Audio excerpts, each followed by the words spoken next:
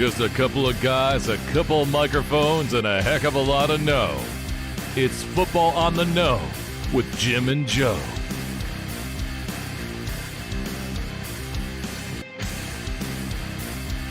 Well, they say it's not the X's and the O's, it's the Jimmies and the Joes.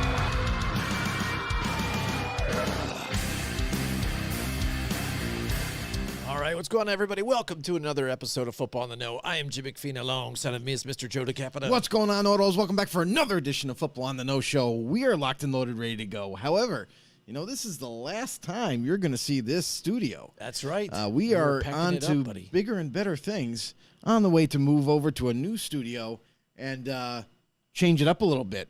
Yeah, absolutely. I'm excited. Finally got the closing on the house. We're moving, Joe. So it's been a lot of craziness, a lot of messiness with boxes everywhere and stuff like that. Yeah. So excited to get it done. And it's going to be cool. I'm excited for the new beginning, too, with what we're going to do with changing the studio up here. The studio's been very good to us, Joe, and we've made a lot of improvements. Like, if you think about the beginning of our humble beginnings when it started, we were just an audio podcast out there. And we started in the basement, and we had just a brick in the back here, regular brick. And, just even take it back further. Like crazy. We had a black table we bought from Walmart. Yes. And we had everything set up on top of it. And we're doing our little podcasting thing. And then when we started getting to the shows, then we worried about the backdrop. And so we had black curtains. We did. It was black table, black curtains. Yeah. Absolutely. So that's where we first started. And now look at where we've come so far. So far. And there's bigger and better things around the corner. Yeah, absolutely. Thanks for everybody that's stuck with us since the beginning and stuff like that and seen the different changes. We appreciate you guys all the OGs all of our know-it-alls out there. Hashtag know-it-alls. But yeah, and if you guys haven't yet, we are on all your audio devices too, and Spotify and Apple iTunes and stuff like that. Anywhere so you get podcasts, listen, we're over on YouTube. Do us a huge favor. If you haven't done so already, please encourage anybody that you know that likes to talk football, that likes to watch, football shows and everything. We're the most interactive football talk show you're going to find. We want you to help us prove that. So head over to YouTube, search us up Football on the Know Show, hit that subscribe button, hit that notification bell, let you guys know when we go live. And you can also follow us along, become a member, become a know-it-all on Facebook as well. Yeah, absolutely. So, I mean, it's been exciting, and it's been an exciting year, too, Joe. It's been all over the place and stuff. And, we've done some old segments that we haven't done in a while. Been some crazy things that have transpired. Yeah, absolutely. And this last week, again, it just reminded me of a different segment that we used to do called The Rise, The Falls, and The Bullshit Calls. And I think it was this week that really broke the camel's back for me that I think we need to bring this segment back here, Joe. So we're going to go through the rise and the falls in the BS calls here, but we're going to start with the rise, and we're talking about some teams. Not only that, I think we should take a look at that. Where maybe had high expectations this season, but then fallen short this season. But then also ones that are on the rise that really, haven't done much, or since a certain time have really been on a major win streak. So. We have some of our know-it-alls popping in. Brandon D'Angelo, welcome to the show. He said just dropped in. And our very own OG Tom Leiter has dropped in. He said, you want to talk about crazy? Is it crazy is himself had a Raider profile picture on his Facebook. That is true. That is true. That might be a bullshit call altogether, but also and maybe a fall too on top of it, as a bet, But it's funny that Mike Tackett, hid for me when I tried to do mine, but didn't show up until after. But so we're going rise and falls and BS calls. We're gonna start up with the rise first here. So on the rise, I have got first here the San Francisco 49ers here, Joe. I think they are super on the rise. They've won 6 straight here since Trey Lance went down with that injury, and Jimmy Garoppolo took over. The team had a spark, and they've just been doing what they do, the ground and pound, but then also the weapons that they had on top of it. That defense, though, is the bread and butter of that team. Keeping them going, staying healthy for once, and you see what happens when the team can stay healthy. And then on top of that, at the trade deadline, go out and get a Christian McCaffrey here, that just another explosive running back and another weapon to help them out. But again, even now that Jimmy Garoppolo has gone down, you've got Brock Purdy filling in for his shoes, and they're still pulling out some wins, and they just had an impressive win against the Tampa Bay Buccaneers last week. Yeah, and that really all just stemmed down to Brock Purdy and how well he was going to play that week. His first start, and Mr. Irrelevant draft pick, mind you, a guy that came out of nowhere. The Niners had a lot of confidence in him, especially when they brought him in and started to see what they saw on game tape.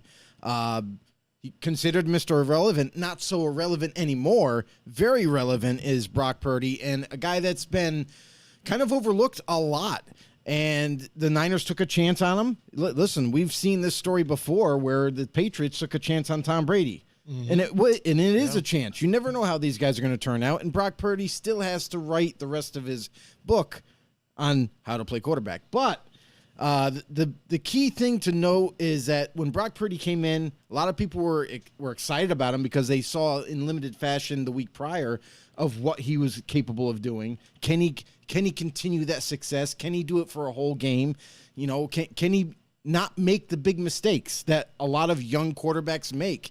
And he looked like a veteran out there last week. It was insane. Like he didn't turn the ball over. He didn't make dumb mental mistakes. He got the players in and out of the huddle, up to the line, ready to go, and was spot on with his passing.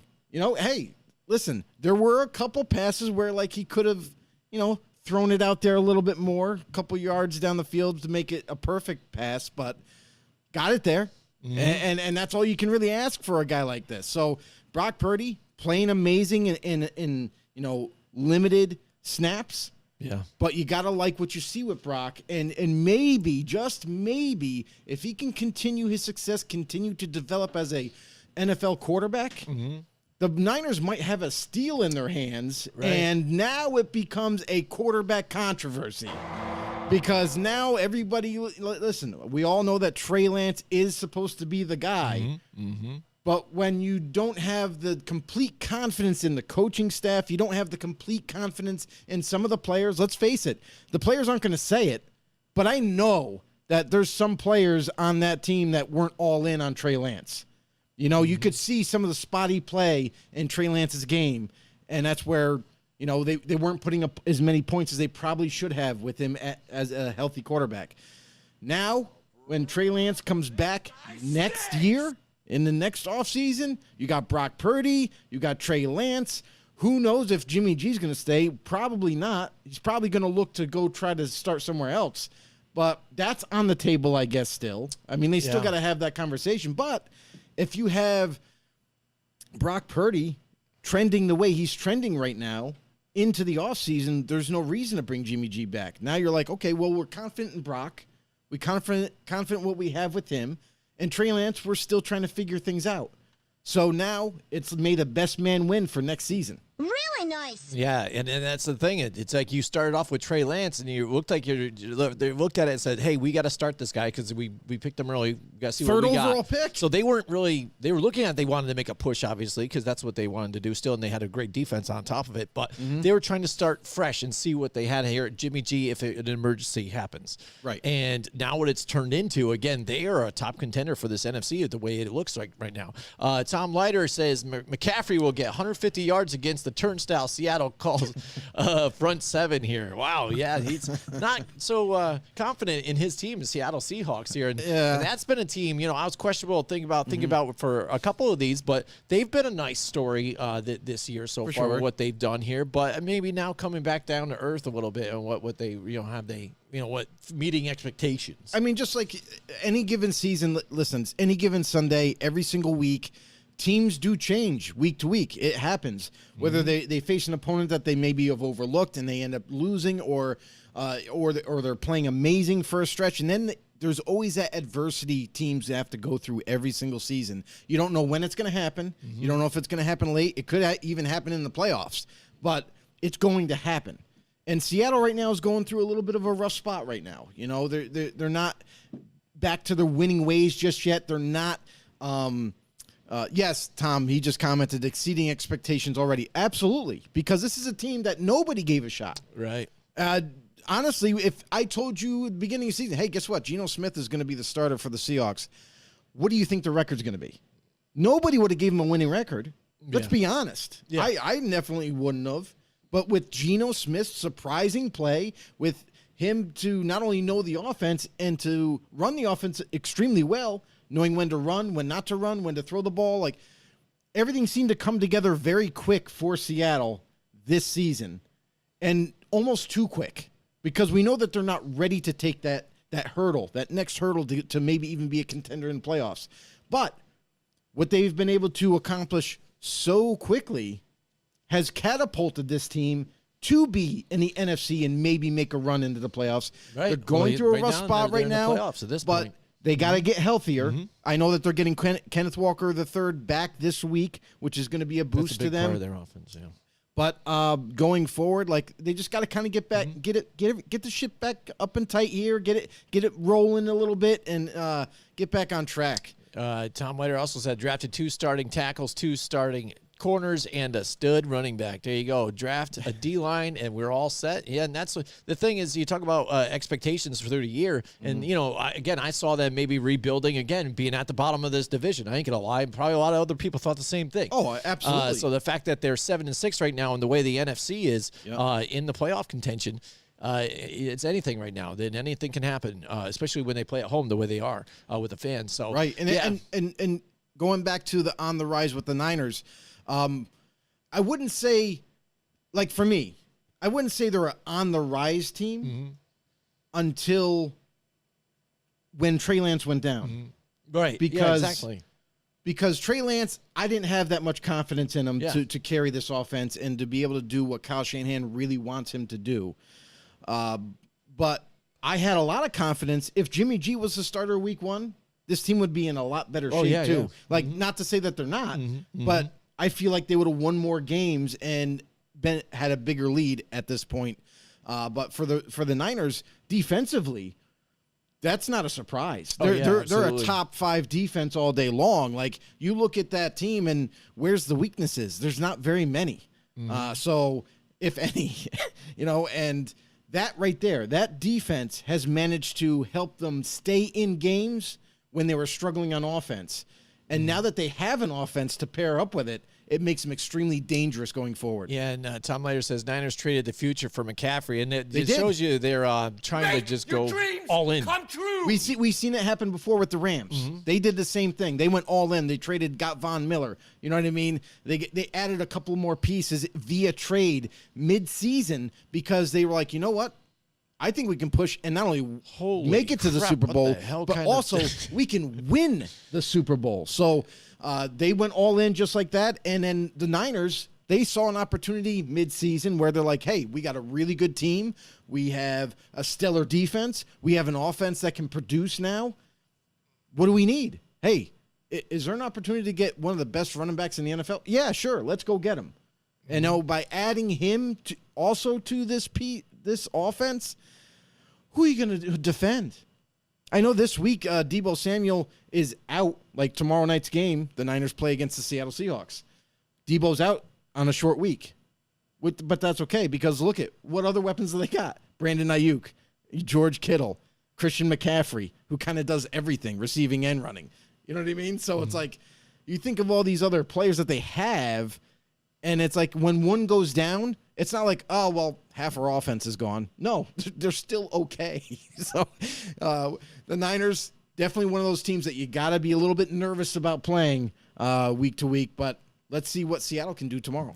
All right, Joe. I did not set up the one restream chat box, so I wasn't expecting a novel here. So, all right, can you read what the next the comment? So we have Brandon. Brandon just chimed in and said, okay, there we go. "Talk about some BS." Hashtag know it all. He's coming in on the segment here. Talk about some BS. He goes, "Can we please address why Andy Dalton is still starting for the Saints every week?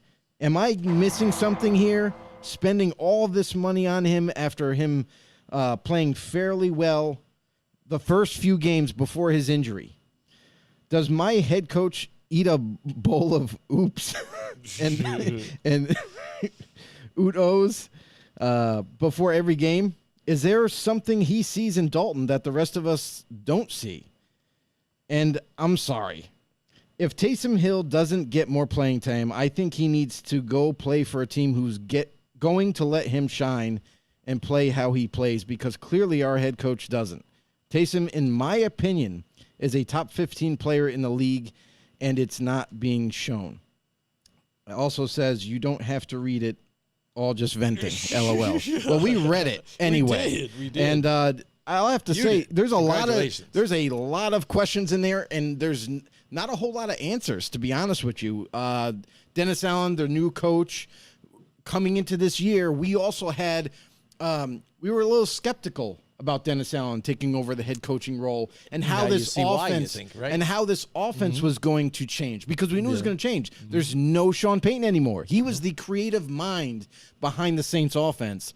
And now even with the fact that you have Kareem Hunt and you have a guy like Taysom Hill, who's kind of like an X factor player where he can do a lot of different things. Plays special teams, plays tight end, he could do everything, right?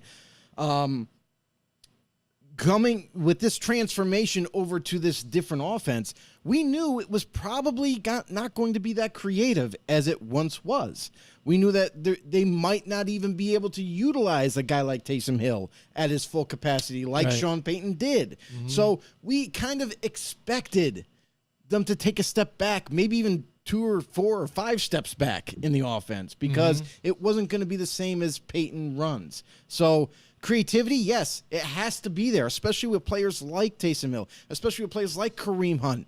And when you don't have that Pro Bowl Hall of Fame type of quarterback anymore like you had in Drew Brees, it's scaled back big time. So Andy Dalton's not going to be able to pull off those big time throws late in the games and march down the football field. So that's kind of all gone. And for Andy Dalton, I will say this. Dalton, good backup. Good guy to kind of throw in there to kind of manage your team, and that's kind of what it's been. And the one excuse was, oh, well, it's because Winston's hurt. We got to put him in. We got to play him. Winston got healthy.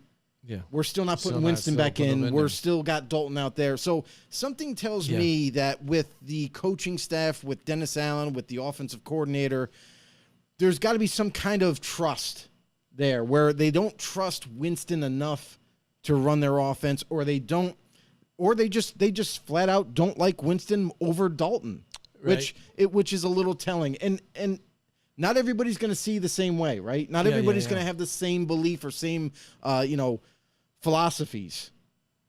But like if you're a Saints fan like Brandon is, who would you rather want to be in at quarterback right now? Because if you're both healthy, Dalton and Winston are now healthy. Or Winston's been healthy, but if I'm a coach there, I want to see Winston, because you understand this. Both quarterbacks have their fair share of faults. They both turn the ball over. You know what I mean? But the thing with Winston is he throws a hell of a nice deep ball. You know, he has a strong arm. He can be accurate given protection. Yeah. You know what I mean? And we've seen him have success with the Saints as a starting quarterback. But guess what we haven't seen? We haven't seen Winston with this Saints offense with all these players, with Chris Olave, with Jarvis Landry, with Kareem Hunt, with Taysom Hill. Why don't we have Winston now out there? And you know what?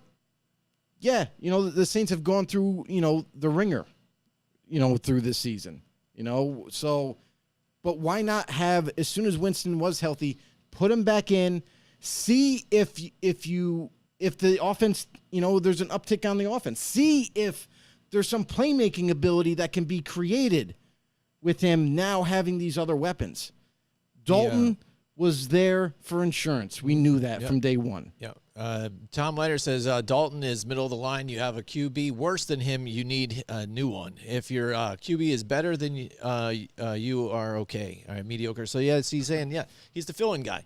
But what you're saying makes some sense there too. But Brandon says, he goes, I would just like to see what Winston has to offer after his injury. He wasn't playing bad at all those first few games before this injury. Right. Well, that's what's funny, though, because the first thing he went to in his comment, though, he wanted to see more Taysom Hill. But now, again, you bring up James but that Winston, doesn't mean a maybe he wants to quarterback. hear- there. You want to see more Taysom Hill, maybe more snaps. Yeah, Yeah. I like, I like what they do with the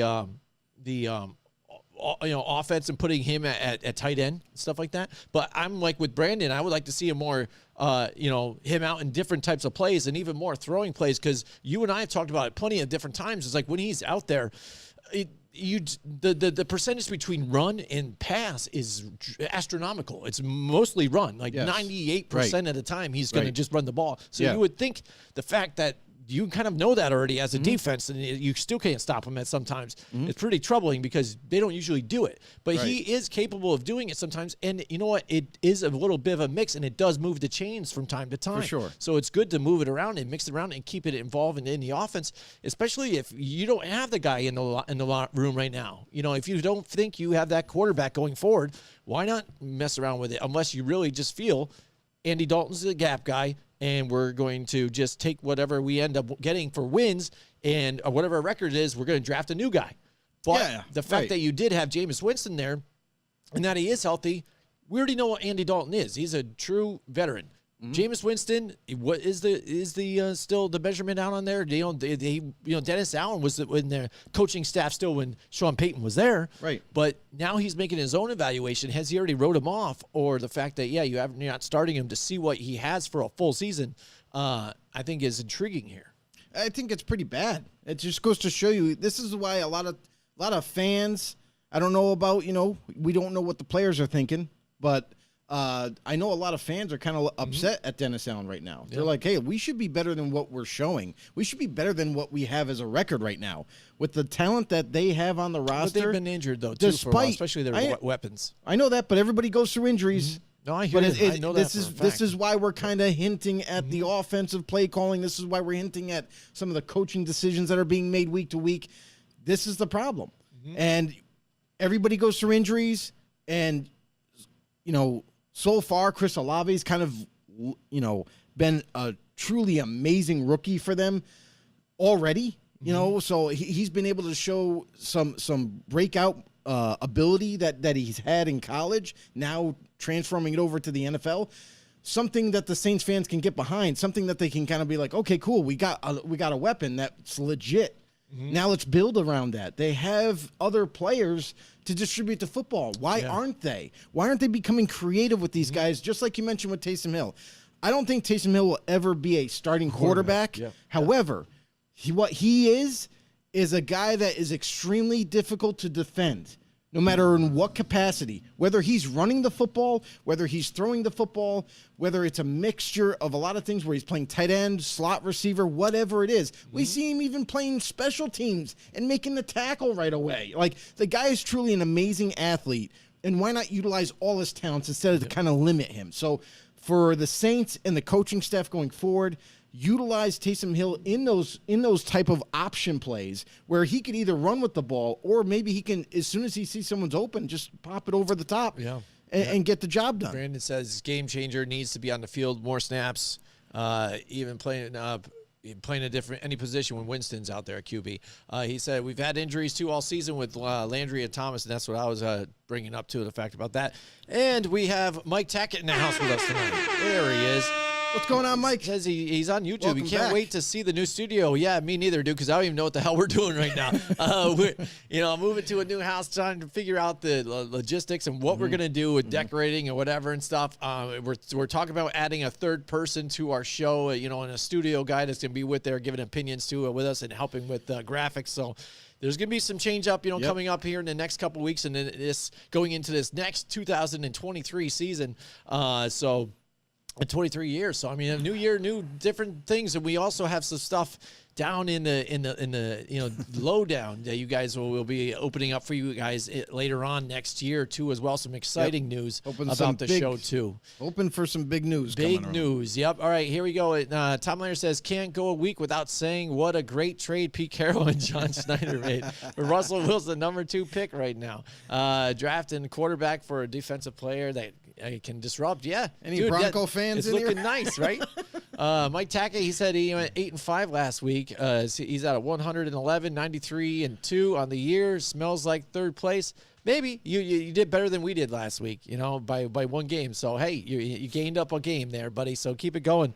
It's a couple weeks to go still. So we'll see. Still got Right a now, few, I'm yep. drinking between Joe and I. So I'm down by 2 games. So almost went down by 3 this week. Anything but, can change. Yeah, anything. Like you said, you caught up to me. I was ahead by 2. You caught up and then took the lead within 1 week. So it's pretty crazy. But anyways, we're talking about the rise, the falls, and the BS calls. On the rise again for me, it's got to be the Bengals here. The Cincinnati Bengals, Joe, they've won 5 straight games and have now tied the Ravens for the top of the division right now. And Joe Burrow, the way he's playing too right now, he's in league conversations here about the league MVP. And so the way he's playing, again, at first, it was a little sketchy. You're looking at it, you're like, they went and spent money on this offensive what's line. going on? He's getting banged up again, and they look terrible, not on the right page. And then for the couple of weeks that Jamar Chase was out, it seemed like they were hopeless without him, even though they have the weapons around him. Joe Mixon was running the ball really well, but since his injury now, Samaje Perine, has really stepped up to the plate, and plus some others here getting and going for this offense. Jimmy is a better drunk. Tom Leiter just commented. I am. I think I am. There you go. I think I'll give the DJ point to that. But yeah, he said is. Yeah, we got you. Yes, we know. I know it is. I could be Liz too. But yeah, like for the Bengals, they were a team that we had. Hey, listen, I think didn't we both pick them to win the division before the season started? Yeah, I think we both picked them to. Yeah, I know I did. Yeah, because listen, big playoff run right to the championship game. But what did they have to change? Not weapons. They have those. Not defense. Defense was pretty good. It could be better, right? It could be better, but the main thing was offensive line issues. The main thing was not being able to protect Joe Burrow, and they did that this offseason. Huge turnaround on the offensive line. So they got a lot of veterans. They brought them in. It's like a completely new line. So we thought, hey, there can't be much stopping the Bengals. And to our surprise, the first half of the year was looking a little sketchy. Like sometimes they were always behind. They just couldn't get anything going offensively, and defensively had a hard time stopping people. But now it seems like this is the team. Now this is the team that we were expecting week 1. This is the team that we have a lot of confidence in going into the playoffs, making some noise. The offensive line again. They have to stay healthy on that front. They have to, because in order for them to push deep into the playoffs, they need that. They're going to go through, just like anybody else, they're going to go through some adversity. But if that can remain the way it is right now, they're on a good pace right now. Offensively, putting up points, defense, feeding off of that energy and shutting down offenses. So the Bengals are, in fact, on the rise. They are, in fact, the team that we viewed should have been there week 1. Right. And what we saw, again, I think what it was big too is that one game now that against the Chiefs again. It was like the AFC Championship matchup again, the rematch, and they just put the pedal down too and beat the Chiefs to where a lot of people were ready to recrown the Chiefs as coming back, and really did it here this week, this past couple of weeks ago, and have really made a push, and that's why I'm saying there you go. They are on the rise, and they're that hot team and looking to get back to the Super Bowl again. Tom Leiter has a question for us. I just want to talk. All right. Let's say Tom Leiter first. He says, can Houston be instantly better with a quarterback, and who do they pick, Joe? What do you think about that one? I don't think so. I think, listen, this is a team that we knew had to rebuild. They have some weapons offensively. Like they still have Brandon Cooks. They still have Nico Collins, who actually starting to come into his own. They have that kid Jordan Atkins, I think is the tight end for them. Very athletic, good size. He's kind of improving week to week. Their offensive line, they definitely went all in this offseason and kind of changed it over and made it much stronger up front. So. And then obviously the draft pick Dameon Pierce at running back is a huge find for them in the draft. So I think offensively, they still could use more wide receiver weapons, of course, better ones, upgraded at that position. However, I like Davis Mills. I like him to be their starter. I think he can definitely handle the job. And if the defense could somehow give the offense more opportunities to score, this would be a completely different team altogether. We would see them not only, they are competitive, but they're just losing all those games. We would definitely see a different team where they're winning more instead of losing. And then defensively, I feel like is where all the holes are at. That's the part where they really need to rebuild this upcoming offseason via draft, via free agency, what have you. But they definitely need to bring it in. Now, they have a couple of standout young players. Jalen Petrie, who if you watched our draft show a couple years ago, I had him in my top 10 of safeties coming out of the draft. Kid is balling out like crazy for them. So that's a nice find that they have. Also, they drafted the corner there from LSU, who's actually starting to not only get better as an athlete, but also remain healthy and making some plays. So they have some younger pieces on that defense, but they just need to fill out the rest of the holes. They need linebackers. They need another set of maybe another corner or two. You know what I mean? And then defensive line-wise, they need some big playmakers up front. So basically, their defense. That they just need positions on defense to become a better team. Mm-hmm. Absolutely. We've got Tom Meyer says Clowney was a fail. And Mike that's an understatement. Yeah. We know it. Here we go. Mike Tackett, he goes, let's talk about some BS calls here. He goes, the Georgia All right, Mike, what do you got? high school state championship game ended in controversy. On a 4th and goal on the 3, the defense stopped the offense at the 2. The refs award the offense with the touchdown, and afterwards admitting that they messed up. What? And now will now start using instant replay. Oh my God! Oh my goodness! No way! Wow, dude, Dude, that that's is an crazy. epic fail. Yeah, yep. Oh man, a lot of Are y'all fucking serious right now? Like, is this for real? a lot of angry Man, parents you in know the what? bleachers. Yum, yum, yum. Get the fuck out. This ain't delicioso. Yeah, there you go. It's that's pretty bad. That's like, I hate that too when the That's- NFL would do that too. You know what I mean? Oh, They're they're like, pretty oh, bad by the too. way, the ref screwed it up. So, okay, you already ended the game, so you Yeah. didn't interrupt it during the game or anything. So that doesn't make me feel any better. Right. Doesn't make the team any better. And doesn't give them a win back. It is No, no retries. None of this. Right. Like, but hey, yeah, I hear you, man. the NFL apologizes to the New York Giants for that bad call last week. Oh, yeah, I know. Oh, They've done thanks that a lot. a few times. Thanks Yeah. for the apology. Yeah. That's really what I want. Yeah. No, how about you fix it in game? That's what we need Oh, to get we're getting to those in just a little bit and too, Joe. I just got to touch on this real Sure, quick sure. because now that the wheels are Gears are turning. going. Got to catch it while the wheels are going. Don't want you to fall off the wheels. Don't fall off the track now. But the thing is like I know the NFL's stance on reviewing certain plays is, they're like, oh, it's going to take too much time up in the game and it's going to make the games go longer. And no, it's not. It doesn't have to. You guys make it, last as long as you want. But all you really need to do is look at something maybe 3 times. You know what I mean? Look at it 3 times, make a call. Do you see it? Do you not see it? It is what it is. Well, and make the right call. They bring out the game longer when even they're not using the instant replay. You see them how many times they have a they conference. huddled this season, Yes. and the announcers are even commentators are even like, they're together. They're talking together for a long time. I They wonder what literally, they're figuring out here. Like, they're what is on it? the field, And it is 2 minutes have gone by. yeah, and then they're and- like, and they're still talking there's about no stuff. flag on the play. Yeah, Like, and then you what? come out and say no flag. Come on. Tom Leiter says, get out of the zoom lane if you aren't going zoom. That's perfect for our other show, GTTP, which we have to get back into too, Joe. Tom Leiter would be great for that. He's got to come in and join us on that because that's a good one. A little Yeah, gripe right. about people Yeah. getting in the fast lane and not going fast, stay in the speed limit here and just steady going, get the hell out of the way. That's a passing lane. Not supposed to stay in There are there. days where I want to go, and then there's other days where I'm like, Don't get me started on those types of things, Tom Leiter. That's why we have a whole show dedicated to all that, because I can go off on some crazy tangents about a lot of different things that We've bother had me. some very interesting arguments. Yeah, absolutely. So here we go. We're on the rise here.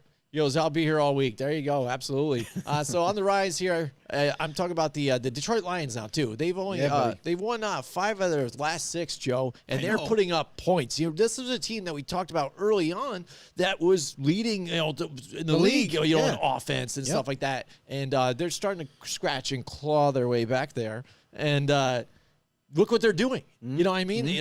Look what they did, last week, even putting some points, the 40-plus points too, what they did to, the Minnesota Vikings stuff, just really pounding on these guys lately. And now they're kind of the scary team right now because now you got Jameson Williams now healthy too to add on to that weaponry that you'd have for Jared Goff, and he's playing pretty well too. I talked about him last week and how he's kind of underlooked in being that steady quarterback. Well, it was and being that type of guy that's not, don't have to be a franchise quarterback or whatever your savior, but steady, don't make the mistakes and run the offense. And there you go. I mean, and they're really buying into what Dan Campbell has done, and they're feeling inspired, and they're really coming on at the right time. Yeah, and that's the thing is like everybody kind of wanted to write off Jared Goff and say, oh, he's a terrible quarterback in L.A. and we need someone different. And, you know, they got their guy. They got Stafford over, a guy with a stronger arm, a guy with, you know, a veteran. And they got their answer. But Detroit got their answer in exchange. They got a guy who they needed a quarterback that could start. They needed a quarterback. And mind you, Goff was younger. So it's like it worked out really well for Detroit because now they have a proven quarterback. They know what he's capable of. And to team him up with these other players on offense, Amon-Ra St. Brown, you know, the rookie Jameson Williams came on the scene last week. You know, hopefully he can kind of continue his little bit of success from last week and going forward because this team isn't done yet, you know, and the offense was always there. The offense was the number 1 rated offense in terms of points, you know, early in the season. So it wasn't a question about how their offense, you know, is not putting up enough points. It was the defense was letting them down. The defense wasn't always, you know, hitting on all cylinders and wasn't always making plays. But now, as the season has gone, we see week to week this defense getting much better. The corners are stepping up and making some plays. Everybody's making plays now on defense. So now that side of the ball has kicked up a notch or two, you notice that now they're beating teams by a bigger margin because now the defense is giving the ball back to their offense saying, hey, here you go, guys. Do with what you want. And they're putting up more points. And that's why we saw in that Vikings game them put up 40-plus points. It was ridiculous. To a Vikings team that was heavily favored. That this is a team in that division where they were like, oh, well, yeah, they're going to win the division and they don't have to worry about anybody. Well, nope. You got to worry about Detroit now because now that not only did they beat you guys in your own house, but now they are also trying to bargain for a playoff spot. And if they do, they're right on the might cusp not want to right play now. them. Yep, absolutely, absolutely. Tom Leiter says, the fuck happened to the Giants? They started so strong. I find your lack of faith. Well, injuries again. They had a lot of different injuries. And again, I mean, early on in the season, despite some of the injuries they had, they still had Adoree Jackson. They still had Xavier McKinney. They still had Fabian Moreau, who's been playing really well for them. And the last couple of weeks, they haven't had those guys. You know, some of them came back a little bit last week, but still no Adoree Jackson. And, you know, that's the thing is, and they're still building, but with not having the weapons that they, you know, should be able to have, you know, and missing Sterling Shepard too on top of it, they can't compete. You see what the difference is with a team that's got weapons and has built their team up and who's ready, and the Philadelphia Eagles. You know, again, look at the different weapons he's got. You know, it's Well, just they impressive. actually have weapons. Yeah, exactly. You know, and can an offensive line that's steady and can protect and then get the running game going. We're revolving guys in and out and stuff like that too, and so we're still growing and still getting through the bumps and bruises. Yes, Kenny Golladay has been playing, but we already know what he is at this point, and he's just been a big He's just disappointment collecting altogether. money. So it But is like what for it is. But you know, the Giants, they had some good wins. They're still in the conversation. And they still have fighting. a chance to They're still still be in the playoffs. And by the way, we're just going to do a plug here while we're at it too. This Sunday, we're going to be at Restaurant 605 once again, Joe, for the Washington Commanders and the New York Giants. It's a playoff atmosphere game right here. This has This is big. implications This all is over very, on it. very big. This game right here, Giants and Washington going at it. And listen, we all seen if you didn't notice what happened last time they faced only a couple weeks ago, ended up in a tie, went into overtime, couldn't figure it out, ended up in a tie, and this is it. You know, if you can steal a win in this game, that's gonna play off huge in this is not only division race but playoff race. Yeah, I say division absolutely. race And for then second, They though. even had the chance to win that game and just didn't get it done here. And both teams even too in that game. It was so back and forth. So this is going to be another close knockout drag gonna game. be tough. Hopefully the Giants can get a victory here for my behalf here and everybody at Restaurant 605 there because they're all Giants fans there. By the way, again, here's the promo again. If you guys missed it and anybody listening to audio, you got $4 Miller drafts, Joe. That's awesome, especially the way prices are now these days. And the fan favorite Buffalo honey garlic baked wings. Those things are amazing. They are so and everything there is amazing. Everything there is so good. So And of course, like, our friend so Deion Lewis will be there as well. Right. Our boy Dion will be there as well. The food, the menu, it's constantly growing and changing, and anything that we've ever ordered from there has been absolutely no short of amazing. It really has. Restaurant 605, if you're local to the area, the Albany area, head over there Sunday night, 7 o'clock. That's where we're going to be. Restaurant 605. That's 605 New Scotland Avenue in Albany, New York. Boom. Head over there. Just stop by, say hi, grab some wings, grab some great food, drinks. It's going to be a good time. Absolutely, a giveaway. And Tom Leiter says John Stone Supply. John Stone Supply. Tom Leiter, we are no longer with John Stone Supply. John Stone Supply is no longer here in the upstate New York. They sold their business away. Yeah, they're out. So there you go. They're out They're now. out. So maybe if there's still one out by you, Tom, maybe that's some of the last remaining here. But they sold their business out around here. So no more John Stone Supply here. That's it. But we do. We're done. Yeah, that might be a great plug here to talk about our friends at Paul Perry Kitchens that just popped up right there, though, too. Paul Perry Kitchens, who are around here, and now all in one great location. They have 2 different types of service for you, whether it be your custom closets or your custom kitchens. It's all in one location there at 115 Freemansbridge Road now. No longer going down the road. Go right there. Check it out. Design your custom shower, your closet, your kitchen, all of it all in one. It's the holidays. Get that stuff done for your wife. Have her step into a brand new closet or that brand new beautiful bathroom with the shower and everything. They can replace your glass, your screens, whatever you want to as well. Go check them out. Talk to one of their designers today. They are 115 Freemansbridge Road, or check them out on paulperrykitchens.com. And Tom Leiter says builder's first source. So maybe that's what it is now. Maybe they bought it. And All right. That's the name now. So Get your lumber, and they might deliver it. Oh, so that's where he's spotting his thing, though. All right, I like that. All right, builder's source. There you go. Get your lumber, and I might deliver it. Not to us. He won't deliver it to us. Well, yeah, he's going to It'd be be very pretty impressive expensive. if he does deliver to us. That'd be pretty crazy. But yeah, there you go. There's But yeah, real quick, I wanted to, back on the Giants real quick. Sure. Not only have you guys not had any weapons that have been healthy to play, like Kenny Galladay's not a weapon anymore. Everyone knows that. We noticed that. But Yep. literally playing with no real receivers, nobody of name, nobody of any kind of like resume. A guy that's proven. It almost, their offense kind of reminds me of a high school offense now at this point. They got that stellar running back. They got a guy at quarterback that can be mobile. He can make some throws, but it's mostly a running style, short game offense that a lot of high schools will run. They run the ball a lot and everything. And Saquon Barkley, thank God he's still healthy. Thank God he's doing his thing, because without him, this Giants offense wouldn't be anywhere without him. Yeah, he's been shut down the last couple of weeks, though, too. But again, when you have guys you're throwing to named Ricky James and stuff like that, and it's just not going to get you done. Hodgins, it's guys that aren't normal starters. And you win against a team that had, A.J. Brown and things like that. Dude, it's not Devonta a comparison. Smith. Yeah, it's not a comparison.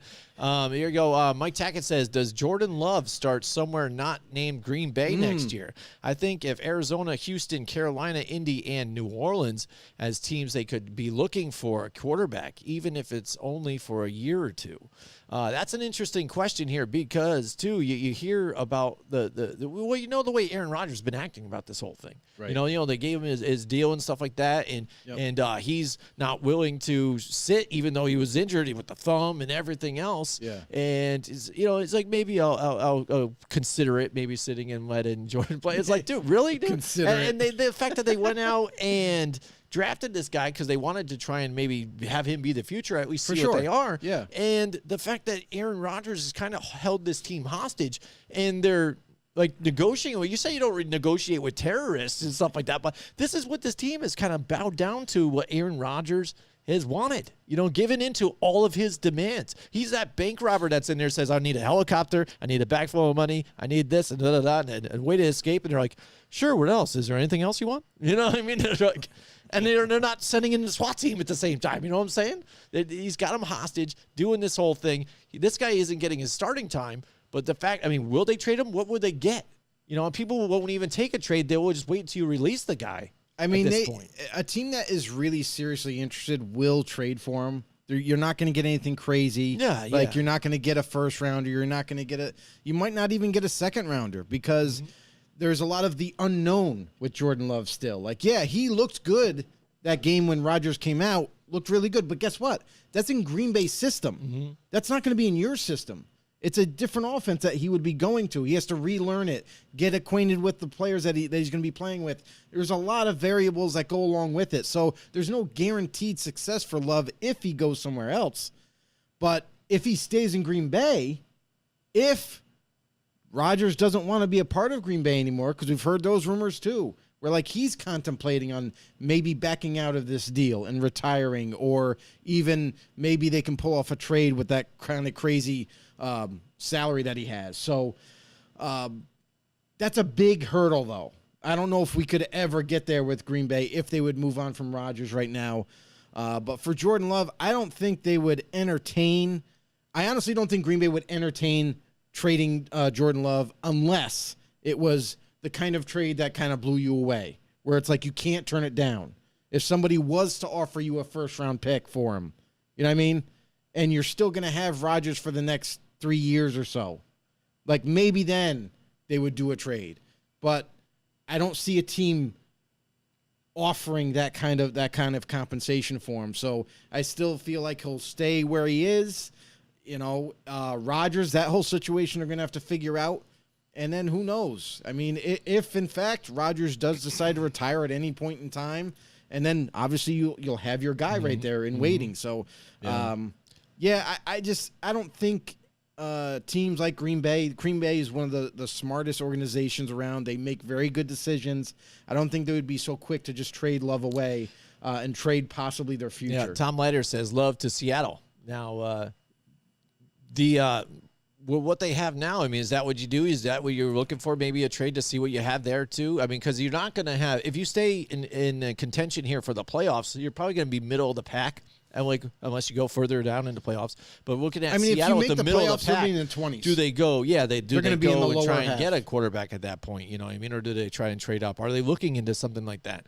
Because right now, you know, they went and did a trade and got a quarterback. You know, and it didn't work out. You know what I mean? Because you're starting now. You know, Geno Smith instead. You know what I'm saying? So it didn't work out with Drew Lock. So you're kind of hoping at that point. But they go and do another trade like that, or do they want to just say, let's try and do something in the draft? That trade that they did, it wasn't Seattle going for Lock, though. You know, that was trading Russell Wilson away. But then maybe, maybe the reason why they traded Lock away is because they knew that he wasn't ever going to be their guy anyway. Why have him as a backup? Why try to keep him? So they just kind of threw him. It was like a throw-in in that trade. But for Seattle, for them to possibly get Love or something like that, he's saying second round for Love. Second pick in the second round. Yeah, I think you still would have to blow them away. I don't think that would be enough for them to go away from Love. You got to give it, like, that's what I mean. Like, in order to really convince a team to give up on him, like, granted, I get it. I wouldn't give up a first rounder for Love because you don't know what you're going to get on your team. Like Jordan Love on the Seattle Seahawks, maybe he doesn't ever become as good as Geno is now. Maybe he does. Maybe he surpasses Geno Smith. You just don't know what you're going to get. I like Love's talent. I'm not in love with it, but I like it. But because he's been entrenched in Green Bay for so long, knows the offense front to back for so long, and learning under Rodgers and all that, like, I feel like if he was to stay in Green Bay, and when it's Rodgers' time to move on, whether he retires or whatever happens in the future, and Love steps in, I think Green Bay doesn't miss a beat if Love stays there and is now their starter, and now with Christian Watson and other young players that they're going to add in the future, like they have something to build off of. You know, they're not going to scale back and be like, oh, we don't have a quarterback, we don't know what to do. Yep. So I don't think they would trade Love unless if Seattle was willing to give up a first rounder. I think now you can have that conversation of like, okay, now we're talking about a first rounder. It doesn't matter how low it is though. Yeah. It could be a low pick if that's what you really need for, you know, and you want to bring in a Love to compete against a Geno, because Geno is not young. No, Geno is on the latter part of his career. So it's not crazy to think that they can't pull off something like this. Because if you only have to give up a low first rounder to obtain Love, and you get Love in, now he's your starter. Now it's like, okay, now we're going to build around him. We already got DK. We already got, Lockett. We're in good standing. Now we just got to keep building around everybody else. So it's a conversation, crazy. but I don't know. It's Even not crazy. looking at the teams, though, the way the ones that he had listing, I just don't see it happening for any of those. Especially even if you look at Carolina, they're winning now with Sam Darnold, something they had there all along. Again, just too, and then just maybe that Matt Rule just didn't, already quit on him, and stuff. So, but. Right now, they're winning a little bit here. So will they stick with him and see what happens? Tom Leiter says Matt Hasselbeck was number 2 in Green Bay and then took Seattle to a Super Bowl. So right, yeah, no, yeah. we're not saying it can't happen. It's just like when Matt it comes Hasselbeck, to wasn't he even a starter before that though, or no? No, he was I'm trying to backup. think he was a backup. Yeah. But my thing is like not saying it can't happen. It's saying it's a matter of prying away a player like that, a young quarterback who is in waiting, technically is in waiting to take over that job. To prime away, it might cost a little more than you might be comfortable with, because you really don't know what he's going to turn into for your team. New offensive philosophy, new way of doing things. So I mean, not that it can't happen. It's just a conversation that really needs to be well thought out before a trigger's pulled. And he's another one of those guys that maybe you talk about going to a Super Bowl, and he's not one of those winners, but you always bring up the fact that with the Baltimore Ravens and stuff like that, their quarterback Trent Dilfer. Trent Dilfer is always that guy. I feel bad for Trent Dilfer because like, hey, he's that guy. They're like, oh, you could win with a guy like Trent Dilfer. It's like, oh, dude, screw you. But Matt Hasselbeck.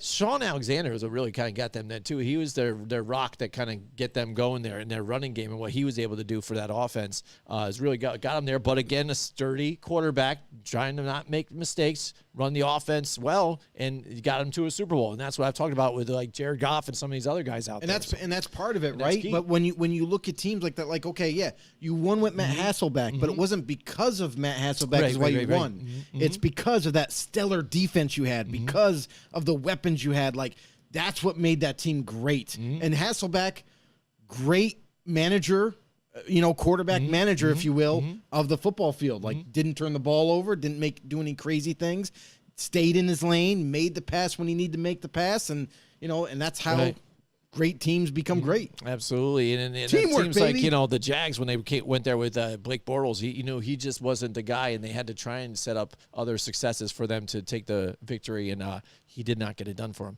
Alexander was a product of a great O-line. Oh, there you go. So didn't we have we have Sean Alexander right here, right That's there. where he is. Boom, Look at there him. he is. He's right there on our thing. I forgot it. We had some of those there about too. So Sean. yeah, I did. How did I forget about that? Hey, where is he going to be in the new studio? I don't know. Is he going to be I don't up front? know. I don't know what we're going to do. So what are we going to do with these guys? Maybe we'll hand them out to people. Who knows? All right. So next up, we've got now the falls. We did the rises. Those are some of the teams on the rises. Joe, do you think I missed anybody on the rise? I mean, there's some that have been there, but. I was trying to look at more, immediate type of, boom, Like right kind now of type of now. things. Yeah, I gotcha. Because they're fresh right now in a team that could be scary moving forward. But let's go to the falls here. If we're being honest, we could even add the Jets to that. Yeah, I This guess. is a team that we never thought, just like Seattle, never thought they were going to do anything compete this year. but honestly, we didn't think they were going to be as competitive or even be in the hunt to possibly play in the playoffs. So, that's a team that to me is on the rise. Maybe not this year. They are definitely on the rise this year, going into next year. Like others people talked about, they're kind of premature going there. So let's see if they have something in Mike White, moving forward. Listen, what they're going to do there. For I think Mike White is a very good quarterback. I just don't know. I want to see more of him on the football field. That's all. I need to see more from him. Yeah. Like against the Vikings, had a chance to be a hero at the end, couldn't get it in. You know what I mean? Throws great, has a ton of passing yards in his few starts that he's had, but not a lot in terms of like touchdown to interception ratio. It doesn't look that great right now. So let's see long term. These next few weeks will tell us what the Jets have in quarterbacks. Yeah. Now, so for me, I've got to say the Arizona Cardinals. Not that I expected a whole lot this season. I thought they'd be better though than what they are currently right now. I mean, in the last 10 games, they've only won 2 games. So not very good. And even since DeAndre Hopkins back, again, not getting on the same page and just mistakes all over the place. And so much that, again, like Mike Tackett talked about, the hard knocks during the season. It seems like there's drama on that show and stuff like that. We've been following him closely in the media, and they're wanting to try and push Cliff Kingsbury out. You're seeing the questions in the press conference after what's going on, especially now an injury to Kyler Murray. And it almost kind of sparked the offense a little bit, too, when he went down. But then Colt McCoy became Colt McCoy again in that game. And but the team not playing up to, I think, even a level of what you thought maybe they should start getting to, with these young, quarterbacks, Kyler Murray, and Lamar Jackson, those guys in the same group trying to move forward and be the new face of the NFL. And took a very big step back, and you notice the mistakes to where there's things like that happening. DeAndre Hopkins, fumbling in the last game too as well. Just not together all on the same page where again, Steve Keim, we talked about maybe his job being that, chance of being fired or whatever, because that's what I've heard along the Arizona, media. But now he's even out indefinitely because of health issues. So what does that even mean for this team? We've seen that even happen with them, with Bruce Arians had done the same thing for them and stepped away for a while, and then they've eventually moved on. So does this give them the door to kind of be like, all right, well, let's see what this interim guy or whoever might do. Well, we're going to work with somebody here as assistant and yada, yada, move on from him. And he might just walk away from the game because of health reasons. Yeah, I mean, and that's the thing. Like, health is health. Like, it's important for everybody. Andy Reid went through it. Yeah. Andy Reid had to step away from the game to get right. And Steve Keim now he has to. So could this be like a situation where, like, he's stepping away for health reasons, but it's really Keim saying, I'm going to step down, I'm out, and then you guys can hire a new GM in the future. Right. Who knows? But, as we get more details going forward, we'll let you know. But Keim's done a great job, I feel like, as the GM for Arizona. He's definitely helped turn this team around roster-wise and put better talent on the football field, give them a better chance to win games. And this is a team that's not far from the winning ways that they had. You look at a couple years ago, they're 12-5 at the end of the year. This is a team and they were 8-8, I think, last year, something like that. This year was definitely a year that this is a team that we thought was going to turn the corner a little bit. They were going to kind of get back to a little bit winning, maybe get 10 wins or something like that. But this is a team that needs everybody on deck. This is a team that Kyler Murray needs his DeAndre Hopkins. Didn't have him the first 6 games because of suspension. You know what I mean? This is a team that then when Hopkins came back, their offensive line was banged up. They had no O-line, no center, no guard, no tackle. Like, they have been through the ringer in terms of injuries, just like a lot of other teams, but with key players. And it's not helping them to be able to get back on track and to be able to get back to their winning ways. I think this is a little premature for the media, for the fans even, to kind of come down on Cliff Kingsbury this year and say, oh, well, you're not winning games. Okay, well, we didn't have Hopkins the first 6 weeks. We didn't have our offensive line now for who knows how long. Will Hernandez was supposed to come back this week, but who knows? You know what I mean? And that's just a part of it. Rodney Hudson's been out for quite some time, and that guy is the quarterback of that offensive line. DJ Humphries has been missing games. Like, their tackle that they re-signed long-term. Like, there's some big pieces on this team that just are not staying healthy throughout this year. Right, but I think this is what they're looking back. Last year they went 11-6, and for that, a lot of that was that undefeated streak they went through for a while, and then the tail end they just tailed off. And now from that tail off and losing in the wild card, going right into the season, still continue now losing. And if you look at Kingsbury now that he's been there these past 4 years, that's his only winning record he's had was last year. Before that, they were 8-8, and then before that, his first season, they were 5-10-1. So that's what maybe they're looking at now. Only one great winning season, and some of those players that were with that team aren't even there anymore. Maybe, but look at that. It's time to move on. But the trend from when he took over as head coach, they got better. They got better. They got better. this season, yeah, they've had a falling out. But when you don't have all your players in place that are key players, I'm not saying everybody that's supposed to be your starter, but key players. Rodney Hudson's a key player. DeAndre Hopkins is obviously a key player. And they were supposed to have more. Hollywood Brown never could stay healthy. He just came back. You know what I mean?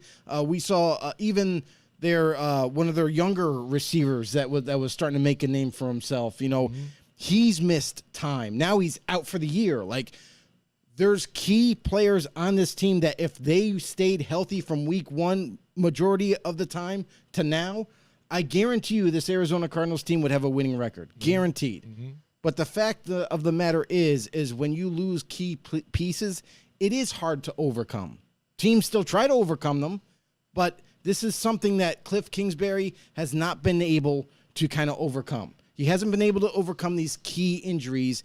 And mind you, if you're a Cardinals fan and you're watching these games, it's not all Cliff Kingsbury. It's execution on the football field too. There are times when I've seen Kyler Murray deliver a ball and the guy drops the ball. You know what I mean? This happens with every team, but I'm just saying, when your team isn't executing the plays you're calling and the guys that are out there aren't your guys all the time, it makes it an uphill battle to try to win games. And I'm not trying to make an excuse for the guy, but I'm just saying, I think he's a good head coach. We've seen him do it before. We've seen him have success. We've seen the trend from when he drafted Kyler Murray and how this team, remember, when they first drafted Kyler Murray, that team had nothing really. There was no real standout receivers. There was no offensive line. And slowly that team had to get better. And then defensively was the weakest point at one point, where the defense needed to get better, and they had a lot of aging veterans. And Patrick Peterson was there for ages, his whole career pretty much. And it's like now, then they started to transcend that side of the ball and started to add some players and find some players like a Budda Baker. And the team isn't complete yet. And I still think this team could be successful. But I think if you hit the reset button now and you move on from Cliff Kingsbury, you get a whole new coaching staff. What's to say that now you're going to have to hit not only the reset button, but now if a coach comes in there and doesn't like a Kyler Murray, doesn't like his style of play, you know what I mean?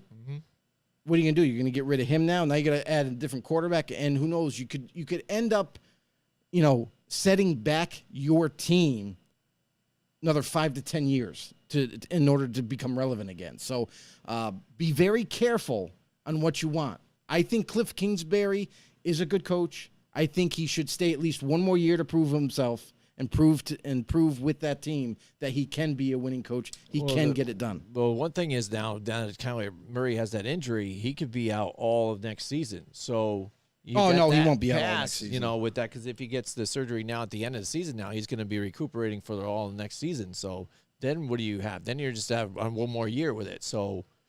No, I think you're going to be on with another Colt McCoy season again, or is it going to be somebody else? Who are we going to have in there? And so it's going to be another losing season probably again. So it's almost a waste at that point. It's not going to take that long for him to come back. All right. Next, Tom Leiter says he wants to know badly about this question. He brought it up before in the chat, but here he is now. Who is the MVP right now? He said Jalen Hurts earlier on with a question mark.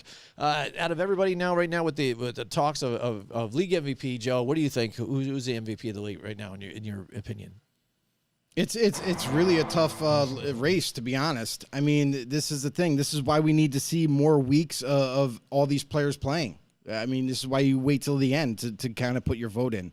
I think it's funny about this year. It kind of seems like there's no real standout guy that's kind of taking off, even though maybe it should be, I think, with Jalen Hurts, the way the team has been playing. Jalen Hurts is definitely one of the guys that are better than what, he's definitely improved from what he's done.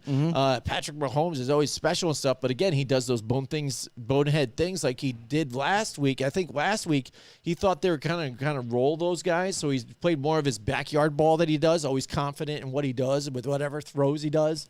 And it looks dumb. You do these dumb interceptions, and you're like, dude, what are you doing? He even shakes his head like, oh man. But you should have. If you're smarter than that, you should have done something like that. And then Josh Allen. had that little lull part, but now they're starting to build things back up. They're on a winning streak and getting going here. But Joe Burrow, again, you can't deny what they've done here with the Bengals. So it is all over the place. But should it be Jalen Hurts at this point? I guess for me, the way they rate or vote these things, that team's got the best record right now, and they are rolling, and he has improved. So for me, maybe at this point, it's got to be Jalen Hurts. Could be Hurts. But I mean, the other guy to think about is Justin Jefferson's having a phenomenal year too. Imagine that, if it isn't a quarterback even at this point. Yeah, it could be Joe Burrow. Like he started slow in the beginning, but now coming back. I mean, MVP is kind of like a hard. For me, it's kind of like a hard thing to kind of vote one player to be MVP, like most valuable player in the whole league. It is very hard. Hurts is definitely up there in the conversation for sure. Mahomes, for me, he's also in the conversation. But yeah, Justin Jefferson is another guy that's a non-quarterback that is also having an amazing year. And that, if you look at it in the sense of even to a value to your team, because there's always that conversation too. Yeah. When you think of most valuable player, you got to think of value to the team too as well, and that's always. I think it has to be part of the equation for sure. Yeah. All right. And Tom Leiter says Favre won back-to-back MVP, being a bonehead. So there you go. So there, what are you saying? Now anybody can win it now. So there it is. Maybe, perhaps, but again, I don't remember even how far back that was were they obviously, I guess the Green Bay Packers were a winning team, and for a while too they had that same tight knit team together here, Bubba Franks and all those guys and stuff like that. Was it Freeman? I think was there, and Donald Driver. Those guys. So I mean, if they had that nucleus of guys together here playing and making that run, but yeah, maybe they didn't win the Super Bowl all those years. But hey, if you can get it there and get it done, I mean, I could see it. But these past couple of years, I mean, even Lamar Jackson made a MVP, a while back. So. Who knows? It could be anybody at this point. I don't do it usually when those voters. I know the way you are. You know what's crazy though too is it always goes to a stat position. You know what I mean? Like if you have a blow up stat like Cooper Kupp did, won MVP, Justin Jefferson, like you said, Lamar Jackson won it one year. Jalen Hurts is on track to possibly win it this year. How come we can never get a lineman to win one? Yeah, a guy that's been you can't track. It's so hard to track some of their stats as it is. It's not stats really. I know, but you said it's stat driven though. A lot of times it is. Yeah. But that's kind of been a stigma for years because it's it's got to be a quarterback, it's got to be a receiver, it could be a running back. Yeah. But how about a dominating lineman? Yeah, a guy that's just amazing. Like there's definitely been years where Aaron Donald probably should have won it. Because he's been an animal, you know what I mean? Especially in his prime. So it's like, I don't think it should always be stat driven. I think it should be if a guy's dominating that year, like J.J. Watt. When J.J. Watt was in his prime and had like double-digit sacks and everything, but it wasn't just sacks. The guy was just collapsing offensive lines, you know what I mean? And just kind of taking over games. So it's like, I would like to see that at some point. That we kind of maybe we award the big guys. We'll see. Tom Leiter says like the Heisman, it's a quarterback. So yeah, probably most likely we'll see what happens. Next now falling for me, it's got to be the Tampa Bay Buccaneers too. And it's not that they're trending, a few different losses in a row here, but they just look really bad out there. Even with this is what I mean. When you've got talent like them on paper. I wish my Giants team. I think if my Giants had, Mike Evans, if we had Mike Evans and Chris Godwin on our team, I think Daniel Jones would be getting them the ball somehow. With Saquon there. Are you kidding me? Absolutely. Yeah. And even some of the defensive players that they have too. I mean, are you kidding me? What they have, and they still can't muster up some of these wins. The Tampa Bay Buccaneers, and you thought in the division to where you had the Panthers kind of starting fresh with a different quarterback, and going out and getting Baker Mayfield in a trade. You've got the Saints without Sean Payton, and we're going to figure out what they had going on. Atlanta trying out Marcus Mariota, and exactly whole plan. Yeah, it was ripe for the picking for this division, and what they've kind of done with the whole thing has been terrible. And yes, they've had their share of injuries, but even like I said, they've been multiple weeks with some of these guys back here. And the offense looks bad. It's not just the defense or whatever, but the offense isn't doing a whole lot. Not on the same page, and things. Not running the football effectively too. With Leonard Fournette, what he was doing last year is a totally different story. So this team really falling off for me, and on the fall, and they still have chances to win the next couple here and still take this crappy division. But overall, they've been pretty poor. And I'm just going to take a look at stats here with Tom Brady. If you look at it last season, he had 43 touchdowns, 12 INTs, and 5,316 yards. So far in this season right now, he's got 17 touchdowns and 5 interceptions and 3,585. So not completely terrible. 65% Dramatic still difference, throwing, though. but a difference in what's Dramatic. going on and what you see on the field and what he's doing. You know what I'm saying? what he's doing on the field, or lack thereof of what he should be doing, and the deep balls that are inaccurate and stuff like that just looks terrible all over. Everything goes hand in hand. So Tampa Bay's first problem before the season even started was center. They're down to their third string center. Guys were getting beat up. The I'll get to your offensive comment in a line, second the there, Tom. interior, the O-line was getting, down by injuries. And it didn't look well for Tom Brady because one thing Brady doesn't like is pressure. He hates pressure, especially up the middle. He's not a mobile guy. Everybody knows this. And it's been affecting him all season long because he doesn't have that center that can, like Ryan Jensen, who is supposed to be the starter, doesn't have him up there quarterbacking, calling the checks and balances at the offensive line, letting everybody know what kind of protection we got to be in against this front. That's not there. So there's a lot of miscues up front. And because of that, there's a lot more pressure on Brady. There's a lot more pressure for him to get rid of the ball a lot quicker than it was a year ago. And in turn, it's also affected the whole offense because you mentioned the running game isn't there. Leonard Fournette was running like crazy last year. Well, that's because there's no balance. When Tom Brady can't get things going in the air, the balance is going to be, unequal. And Leonard Fournette's not getting opportunities because before they know it, they're behind. Now they have to throw more. Now they can't run as much as they would like to. And they're trying to play catch up a lot. So I don't think the Buccaneers defense is a bad defense. I feel like it's good, but the problem is that they're on the field all the time now because the offense can't sustain drives because the offense can't put up points.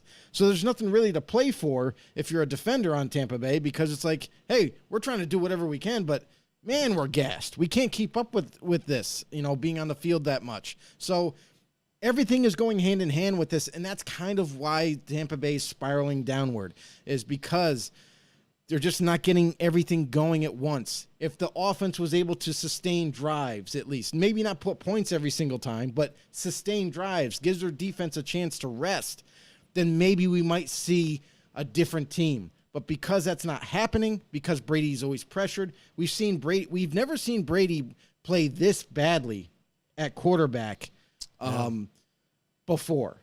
And some people are like, oh, what the hell's wrong with Tom Brady? There's nothing wrong with him. It's the team around him isn't executing, whether it be offensive line. And hell, we got to call out Mike Evans. We got to call out Chris Godwin. There's been drops where Brady has delivered it right into their breadbasket, and they flat out drop it. Not because of a contested catch, not because of a guy dragging the player down or anything, but no, it's just them. They're not executing either. So with all that coming together, Tampa Bay is struggling big time. Yeah, and absolutely. they are It's in tough to jeopardy watch. of losing this division right now. Yeah, with some of the way the teams are playing, and like I said, Carolina now found maybe Sam Darnold here, Yep. a new light, and Yep. getting it going here. You got without Carolina? Christian McCaffrey, by the way, too, running 3 different running backs too on top of You it. got and not you got having Robbie Carolina Anderson, with too, as Sam well. Darnold, who we said before, Yep. if he was there this whole season, who knows? Carolina could who be on knows, they top could right be now. already there. Yeah. But that being said, now we're going to get a chance this week. Yep. Atlanta Falcons. Yep. Mariota's on IR, has a knee issue. He's done for the year. Yep. Desmond Ridder, rookie quarterback. What can he do for this Atlanta We'll offense? see, right? Because you don't have Kyle Pitts. You're down to really Dylan, Drake London, the rookie receiver. Who knows? Maybe they can get a little chemistry going a little quickly, and Cordarrelle Patterson. Yeah, we'll see. All right, now, Tom, I'm getting to your comment finally, and this is funny because we had this question. We've already had this question. We've had this question on GTTP. We did. Again, another GTTP reference there. And was it mixed? I can't remember. Mike, I know my buddy Mike that was on there. He definitely he hates pineapple on pizza. I like it. Some people do hate it. I like pineapple by itself too with it, but the traditional pineapple. Hawaiian Yeah. too, with the you know, Right. Canadian bacon or ham on there, whatever you Yeah. want to do, is delicious too. It's a different take on it, and I'm all about different flavored pizzas altogether. For sure. Yeah, I like the different combinations of pizza, but as long as it's not getting too crazy. Like if we're going right off the rails, you know, I like pineapple. I love pineapple. I like pineapple on my pizza. I think It's the got flavors the sweet with the I think the flavors with the tangy sauce and everything, I think it kind of blends well. Yeah. You know? Tom just says says no. no. He just says no. All right. That's all he says. He I just guess says that no. just means no. So I guess he doesn't like it. But that's okay. That's all right. You know, I to each his own. No! To each his own. To each his own. Yeah, again, that's Tom. That's God, Tom. He's like, please, no. He doesn't like pineapple. on Does there. not like it. Again, I think it's great with it. I'll usually everything. I've had the mac and cheese, you know, the hot dogs too on top of it. Really? I haven't had that. It's good. There was a place that was near Waterford where I used to live. You know, Okay, yeah, they yeah, had yeah. like a chicken parm one too. Like they put ricotta cheese and everything on it, Oh, chicken really? chunks They and go everything. They had crazy. everything. They had a peanut butter and jelly one. And they had peanut butter and jelly wings. Peanut What? butter and jelly wings are the Yeah? bomb, by the way. Oh, You yeah, know, I've you know, had I know those. I've had them at your Yeah. parents' house Yeah, too. they're amazing. They're good stuff. They are amazing. But yeah, I'm down for anything except for some crazy stuff of that fish, like the anchovies. No, deal. no, I'm not down with that. I don't do the anchovy thing. But the seafood pizza I'll do though too. Fresh so I'm all pineapple about is it. good, but soaked in in sugar. So he doesn't like the pineapple itself. You know, but fruit is a lot of water, and then if not, then it's just sugar on top of it. So I mean, it's just straight sugar as it is. Oh, boy. So, that's funny. So he loves himself some sugar. All right. All right. So, anyways, falling. There's not a lot of other teams. There's other ones I thought were, you know, discussable. But I bother bringing up the Texans and stuff because they have won or lost so many straight. But they're rebuilding. They're Really good what rebuilding. they were. Yeah. Bears, same thing. I don't think what they expected. They're still rebuilding. I'll just say this one team, even go, they don't. I think deserve to be on this list a little bit. But I think just to touch on them real quick before we start getting into our the bullshit calls and stuff, and then we got to get into our picks. We're running out of time here. But the Rams too, with what they've done, again, losing that offensive line. They're doing very terrible, and now injuries are piling on top of them. They do end up getting Baker Mayfield here from waivers here. They pull out a victory last week, but I think was helped a lot, which we'll get to. And but overall, even on defense, you know, you had Aaron Donald in there, but he's been banged up, and they're just not performing well. You see Jalen Ramsey, you've talked about it multiple times. He's just not the guy he was before, even the guy he thought he was before. So the defense not getting it done even to help out this offense because, again, they're on the field a lot now, too, because of the one-and-dones. And they haven't found a running back at this point, too. They're just up and down with Cam Akers and blah, blah, blah, and they just can't get it going. This Sean McVay offense is non-existent. You know what I'm saying? And so the Rams, for me, they're falling on their way down, falling flat on their face. And with the fact that they don't have any, you know, draft equity after this whole thing is said and done, I think they're cooked. Listen, they put all their chips into the center table when they went for that Super Bowl. Yeah. They knew what was going to happen around the corner.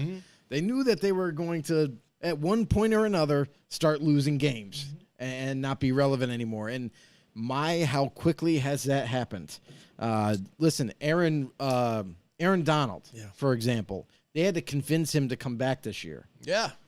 I think Donald, that after this year, calls it quits and permanently Yeah, doesn't he's just come like, back. yeah, that 'Cause was a mistake. What's the point of me to come back when we're really not ready to make that kind of a run again? So Jalen Ramsey, listen, he every single week will pick a receiver that he wants to make fun of and say you're not going to get any catches on me, and every single week that receiver catches the ball on him. I think his time is up. I think he's no longer you can't even if you're a Ramsey fan, like come on, you got to be realistic about this. He's not the same guy he was. So for the Rams, they got some rebuilding of their own to do. That offensive line needs to get better. We know that they've kind of gone through some major injuries up front, but overall. No Cooper Kupp really kind of Oh, yeah, that definitely hurt him. doesn't now. that demonstrate for you? Like, here's my thing. This is very telling. Cooper Kupp not in the lineup. That offense is gone. Yeah. There's no offense. Yeah. Even when you have a guy like Tyler Higbee, who you should probably rely on more now that you don't have Kupp. Yeah. Guys at Van Jefferson when he got drafted, he hasn't stepped out and said, hey, I can be your go-to guy. Like, he hasn't proven himself. You know what I mean? And the other receivers that are on there, Allen Robinson goes down, done for the year. Yeah. You know, but before he gets injured, he wasn't doing much of No, anything. no, so it's like, wasn't much of a big and that factor was anyways, with getting Cooper Kupp separation. in the lineup. Yeah. So what that tells me is that without Kupp, this offense doesn't stand a chance in the passing game. And it means that going forward in the draft, maybe you need to draft a receiver because it can't just be Cooper Kupp. It can't just be Tyler Higbee. You need to be able to have more weapons out there. So whether Stafford's quarterbacking or not, and for this team, the way they've been falling, there's no coming back. This season is done. It's over with. The whole Baker thing, great for you. You get a quarterback. He comes in. I honestly, I cannot believe in 2 days' time this guy actually was start. Obviously, Starting, Wolford yeah. was the starter first series. Yeah. They bench him, probably because he wasn't feeling good. Yeah. And then Baker comes in and was able to go through the whole game. Yep. That's incredible. Yeah, that is pretty incredible for them. But yeah, so now before we get to our bullshit calls, Joe, why don't you tell everybody about our friends at Mohawk Honda? Oh, our boys at Mohawk Honda. I mean, these people are phenomenal. I got to tell you. yeah. And you've had personal experiences with them, those guys. Whether it's scheduling. I think if I remember correctly, you said like they have an app that you can schedule like oil changes and stuff. Just You go can to their kinda pull website, right in. everything. You can pick the person you want to do it, like everything. Oh, that's crazy. Schedule the time, whenever they're available, weekends, whatever, dude. Definitely. I mean, that's the thing that you get from Mohawk Honda. Not only are they one of the best dealers to go to, they'll treat you like family. They'll answer any questions that you might have and help you along the way. They make the process so extremely easy to buy a car, even sell your car. And a lot of times you get more value than what you expected. So great staff. Anybody will help you out there on the lot, whether you're buying a vehicle or selling your own. Any other questions you have about financing? Like they're the pros. They know what they're doing. Go talk to our boy Greg Johnson, coming back. He's the GM, I believe. There, you know, he holds the fort down. You know, so he can help you out. It doesn't matter what level of staff they are; they're always there to help you, and they will help you find your car, help you they're along super through the nice. process. Listen. They also have crazy amounts of inventory coming in on the daily for these winter months. If you're in the Northeast, Mohawk Honda, they got Ridgelines, they got Pilots coming in, 4-wheel drive. You know, definitely going to help you out Electric cars even with the too. winter. Yeah. I know Yeah, electric is making a turn around the corner for everybody. It seems like every other dealer's coming out with an electric car or vehicle. But yeah, Mohawk Honda, where they always go out of their way to please you guys. Yeah, absolutely. All right, so now on the other aspect of going out to please you, these referees have been really on my nerves. The season's been okay for the most part because I think they consistently make mistakes. So there hasn't been one major. Every season, Joe, you and I, we have this conversation. There's one major one that decided a game and stuff, and then everybody in the internet's in an uproar. You and I end up arguing because we have different freaking views on it or whatever and stuff like that. And then we're good for the next one. Tom White says can't stay. We'll be back. So Merry Christmas. Know-it-alls. Yeah, no problem. Thank you so much, Tom. Thanks for joining with us. We appreciate you. Much Definitely, love. Tom. Thank you so much for your support. Really appreciate you. Our OG right there. Yeah, absolutely. So again, they've been consistently bad. But I think one that really sparked it this week that really got on my freaking nerves was that Thursday night game. And that crew, I mean, the ref overall, because you had your regular line judges and all this other stuff, but the ref himself, who had to call the whole thing, seemed like he had to keep going to the other guys and like, what's his number again? And who is this? And what are they? And it was the conversations we're talking about, 10-minute conversations where they're talking about whether they even want to keep the flag down there or not, or what the call might be. Yeah. And then when it came down to the crucial parts of the game, the fact that the spot of the football on the fourth, on the conversion there to get to the goal for the Rams, and it's clear Cam Akers is clearly right about where that yellow marker is, and it's not definite, but they showed the pylon cam. You could see he's right along with the lines. The placement of the ball goes a whole nother foot in front of where that spot should have been. So automatic first down, and then on the touchdown, I didn't see clear evidence that there was a touchdown there at all. No. I even got turned sideways in that. Yeah. And the fact that even after a review, which did I see a review or not? I don't know. They say they might have because they review every score. Yeah. Still did not get overturned. I'm like, how do you do this? And I feel like that was the turning point too. And they just kind of, the refs, I know you're a Raiders fan, so I've heard you complain about it before, and I understand that. Maybe I thought, is this your point of view and stuff? But I am truly on your side, and I think that the refs screwed over the Raiders in this game, especially because even on the last remaining drives, they did not call holding on the right tackle, who was clearly holding Max Crosby every single play. Every single Rob play. Havenstein. That was Hooked the around the tackle. throat, knocking him to the ground, dragging him. Dude, it's clear as day. It's Oh, yeah. on the screen, right? You could see it. And the fact they're not throwing it, they just ignored the whole thing for the fact for things that it was just annoying. And I'm It's the freaked out it's on the it. absolute I'm pissed craziest thing. It really was. I mean, when you're witnessing, and if you're a football fan and you're watching this, like there was even Chiefs fans. Now Chiefs hate the Raiders. There was Chiefs fans that made comments. I forgot where I saw it.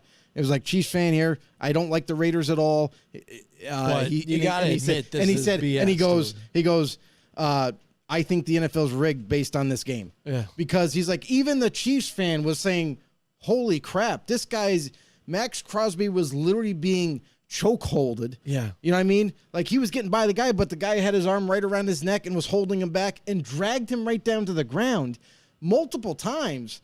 And for there to be no flag thrown. And mind you, it's not just the head ref behind the line. Yeah. There's another guy right next to him on the other hash looking at that direction. How can neither one of you throw a flag? How can you miss that? And only way you miss that is by turning a blind eye, not choosing to throw the flag. There's no other excuse otherwise. That game alone, if you haven't noticed any game besides that Thursday night game where the refs completely botched it, and we know that other referee crews, maybe even the same one, has botched games before. Nobody's perfect, we get it. But when you have multiple chances to things. throw a flag, and especially when they called it on him earlier, and it wasn't as egregious as the last couple were throughout the whole thing. And that's the crazy thing is that drive, the last drive for the Rams, should have been called multiple times, never was called once. They let the Rams go all the way down. They even called penalties against the Raiders to help them get down The there. pass interference Yes. And it's like, wow, you can't even give us one? You can't, like, if you're not going to call that holding call, you can't call that pass interference call. Yeah, you definitely call that one because even the wide receiver saw where the ball was, and he clearly just ran into the safety. The safety's just there, it ran, and boom, and the ball's over there. It's a non-catchable. You were not catching that ball. But you're absolutely right, Jim. Like that game is the reason why, if people paid attention to that game, and whether you're a Rams fan or not, if you're not being biased and you're watching that game as a football fan, that game, if that's the one you pick out of the whole season and say, I think the NFL's rigged, you have a legitimate argument because there's no excuse to the way that game unveiled. Yeah, and then the fact that they come out with it, the true Hollywood story, they started glorifying Oh, this they whole, glorified Baker Mayfield. Mayfield's What'd Baker comeback, do? Yes, which He made one throw. Right. Didn't do a whole lot during that game. They pretty kept it simple, and he was overthrowing a lot of guys. He's got to throw to Atwell, who's tiny, and he's overthrowing him during that drive too as well. So, give him respect for getting in there after only 2 days practice or whatever. He couldn't overthrow the last one. And he couldn't overthrow the last guy. Had to get He nailed easy, it. But that's who he should be doing those throws to. But I'll tell you that was a big one all around. Yes, bullshit calls all the way on that game. However, there's one thing I have to point out, and if Patrick Graham, this is the one ridicule I'll say about Patrick Graham. Well, I know he's a good D coordinator. I like him and hate him sometimes. That last drive against the Rams, when you're playing defense and you have them pinned, there's 15 seconds left. Yeah. You don't play single high safety and press coverage. You just don't. You keep the ball in front of you. You play cover 2, and you keep the ball in front of you and tackle them in bounds. And clock runs. They had no timeouts. The one thing you cannot do is give them a bomb pass into the end zone. You just can't. Yeah. And that to me right there, like I was like, what the? I just didn't know what to do. I know. But moving on from that one, another one that really set me over the edge and why we're having this conversation in this segment. By the way, you guys out there, know-it-alls, I know you're out there still watching.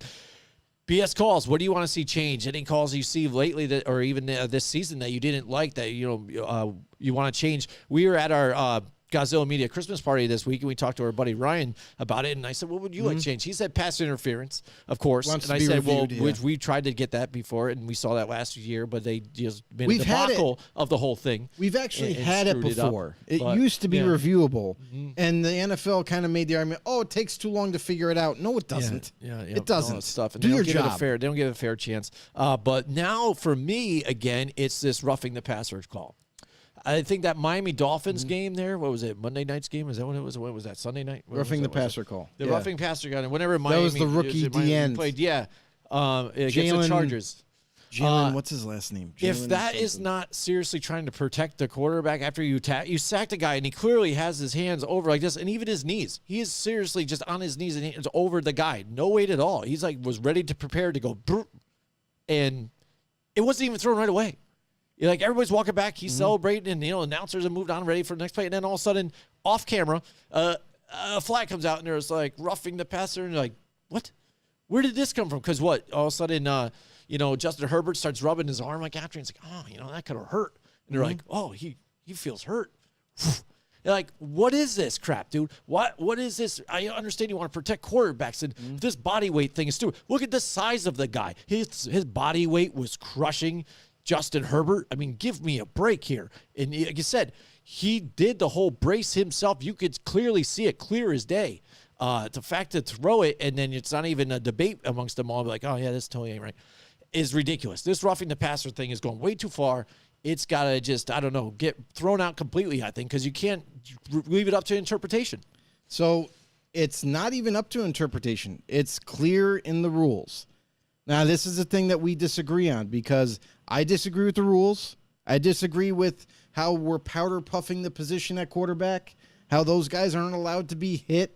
Those guys half the time are not allowed. Listen, you can't hit below the waist. Right, you can't right. You can't hit the helmet.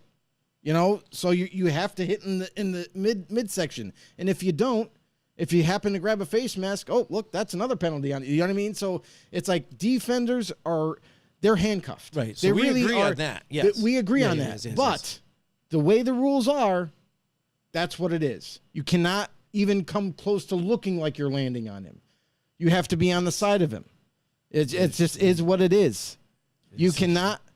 I'm no sorry. way. I know, but the It way is- a that's- tackle it is what it's it like, is. It's ridiculous. It is it's what it gotta is. get changed, but it can't even be at this because that's the reason why they had these winter meetings. They just had to, recently too tonight, and Roger Goodell was out there, but they got to have these conversations again because I think some of these penalties you're looking at them when.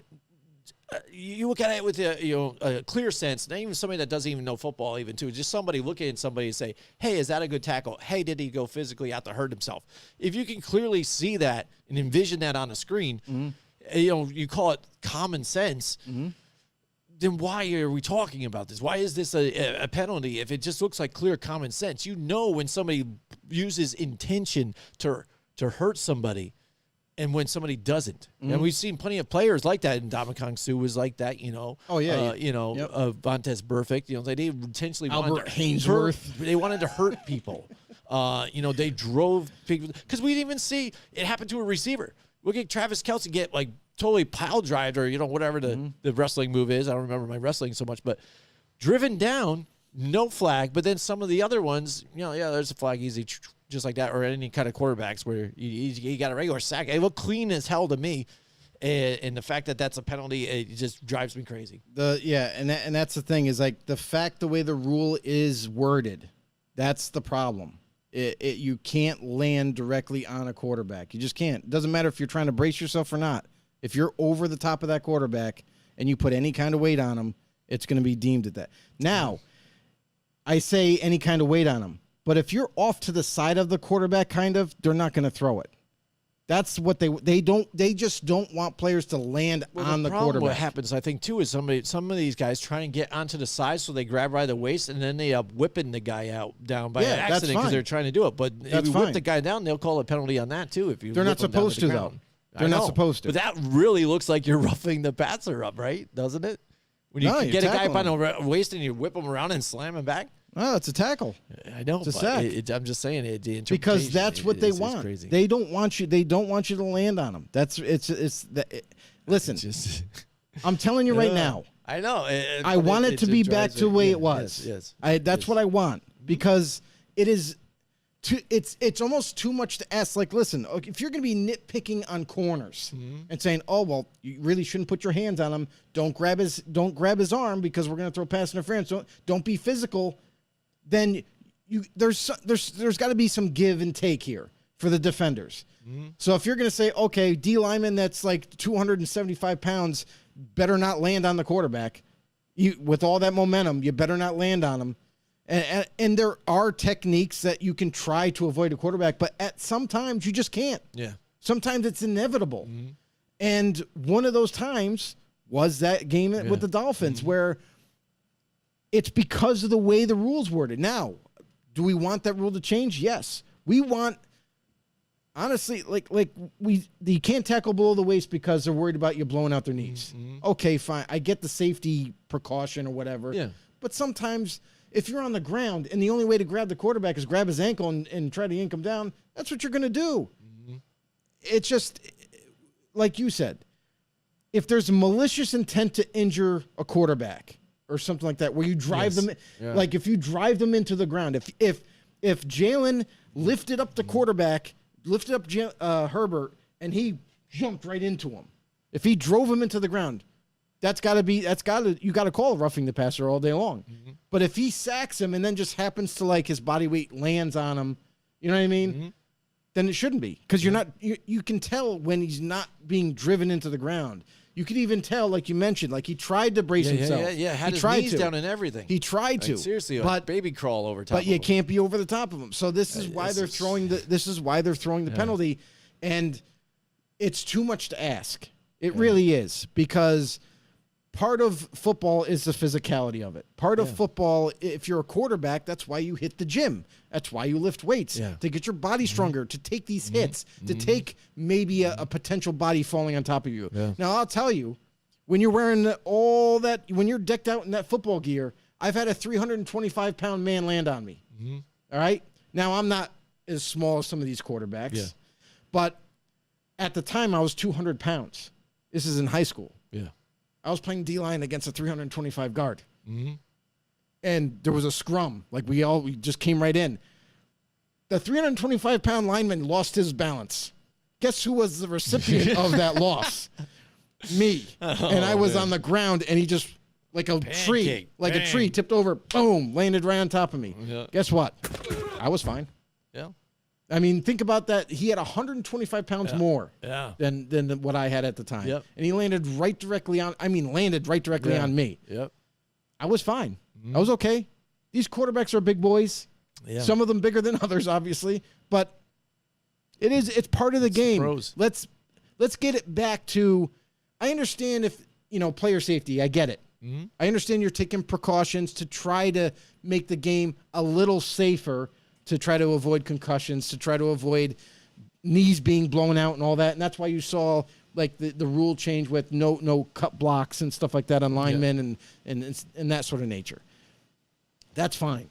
But you can't take the physicality out from that quarterback position because it's part of the game. You have to allow these guys to come after the quarterback. You have to. And that's and that's, I know. I agree. And the other thing too, it just set me off real this quick. week. The other thing too is when you throw the ball. We see that all the time, roughing the quarterback right after they get rid of the ball. Like literally right after the ball comes out of their hand and you hit them or push them or anything like that. There's been calls where like roughing the quarterback. You're like, kidding me? The ball just came out. How you? It's a split second. What are you talking about? Yep. Nope. I hear you. Man. He looked like a bitch. Sometimes they do when they're like that. But all right, there you go. That's my the rise, the falls, and the bullshit calls. There's plenty of them, and again, it just There's so got many of them. to the point with me that I'm just like, again, that's where you look at it, and that's why I always, and you I think you've debated it with me about the sports betting. We definitely know that refereeing and the way they officiate the game has been terrible anyways, but the fact that they made sports betting legal, and now some of these calls that you're seeing really are turning the tide. That turned the tide of the game. You guys, the Raiders are seriously doing dances as the punter brings it down to the 1 yard line. Like it's over, dude. They're they think they won. They locked the guy down. It's a coughing kick. They should have This guy won. has no timeouts. Should have won. And they got screwed. Yeah. they You got know what I screwed. mean? So you I'm telling totally changed the outcome of the game. you. Yeah. And it just makes me question, like they said, now I know it's right. You had to have benefit, money wise on that one if you're an official or somewhere, because you just robbed that team. Oh, yeah, What? and this happens not just every to week. rob them, but come on. It happens every week to Yeah, all yeah. teams. Yeah. It's not just the Raiders. Like we've seen games being blown by referee yeah. calls or non-calls. Non-calls, yeah, from yeah, yeah. other games Just too. let them ride. All of a It's sudden, just let them ride. No it's- calls at all now. It's just Right? awfully funny how it happens to a lot more other teams like the Raiders Right. than you look at the I hear Chiefs. you. Yeah, Then it's you- then almost you like look- the NFL still hates them. Let me just say this: the Chiefs game, the last time the Raiders played the Chiefs, right? Mm-hmm. And it was a close game, Yeah. 1 point, difference. Max Crosby once again was being held. Yeah. And it wasn't like he was being held inside or on his collar or yeah. something. They had his outside of his shoulder pads. And they're They were pulling him up like it wasn't. They weren't even trying to keep it like unnoticeable. They were grabbing his shoulder pads and lifting them upwards and like holding them. And there was no calls. And they were doing it to the whole D line. And this isn't the first time it's happened. It happens to other teams every week. And it's like it's almost like whatever crew it is. Maybe it's the NFL. I don't know. Yeah. That are kind of manipulating games. Like, hey, do what you guys can to try to make that team lose. I don't know if that's why a lot of those NFL rigged question marks get put out there, because some fans see these games and they're like, whoa, wait a second. What? Really? Are you kidding me? Like you brought up about the touchdown that Yeah, they gave him. yeah. Cam Akers literally turned sideways. sideways. And here's the thing. You're like, oh, turn sideways. Well, the ball probably broke the plane. No, the ball was away from the end zone. His back was to the end zone. Yeah. So it's like, how can it be cross? Cross, yeah. That the was, plane. yeah. I know. It was messed Crazy up. but- every week, bro. You know what's not messed up is our love for Colorize Joe, and they've been a great team member of us and a great sponsor. And they really take Absolutely. care of me, man. Again, they give me great deals. The prices are amazing, and the knowledge. They have now 4 locations. They were keep building growing. any as they are. Yeah. Yeah. Now they have 4 locations. One's right there in Troy, North Greenbush area by Hudson Valley. Great location too, where all those businesses are too. So they've got 4 now with Queensbury and Niskayuna and Clifton Park. And they're a growing company, just like we are a growing show too. Along with us, we're right. doing things together. And not only are they your local Benjamin Moore dealership and professionals, but also being an independent owner, they can deal with every other type of finish too related with Sherwin-Williams. All these are Behr, products, whatever you want. You got a color match, you don't even know what it is. Like, here, I got this paint chip. Can you do this? And they do it. Yeah. That's amazing. And then they just charge you too what the paint is. Like if you buy a gallon of paint, whatever the primer is, that's how much they cost. They don't charge you extra for the color match. Okay. It's boom. They just do that because they're kind and they want to do it for you. Nice. So there you go. The paint professionals there at Colorize. Check them out on mycolorize.com, or you can go to any one of those 4 locations now.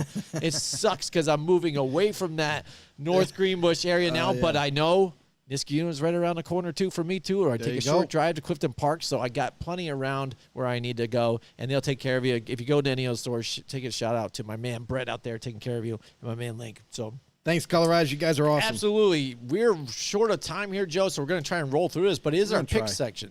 Yeah, here pick section now. here. So our picks, again, Yeah. it's tight. I already said it earlier on. We have you got a 2-game lead on me right here at 127-77 and 2.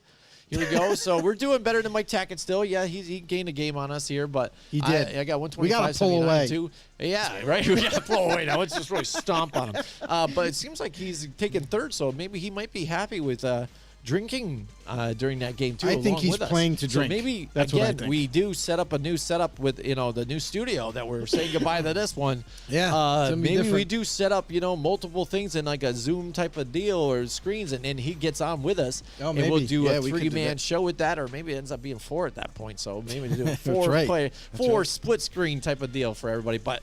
Here we go. We got might Saturday be night expanding games. the staff by one. Right? Yeah. So here we go. Let's do it. Let's build the football on the know with the know-it-alls. All right, so right. here we go. Week 15, Joe. We're getting down to the nitty-gritty. We have Saturday night games now, so playoff time is really hitting soon. Yeah.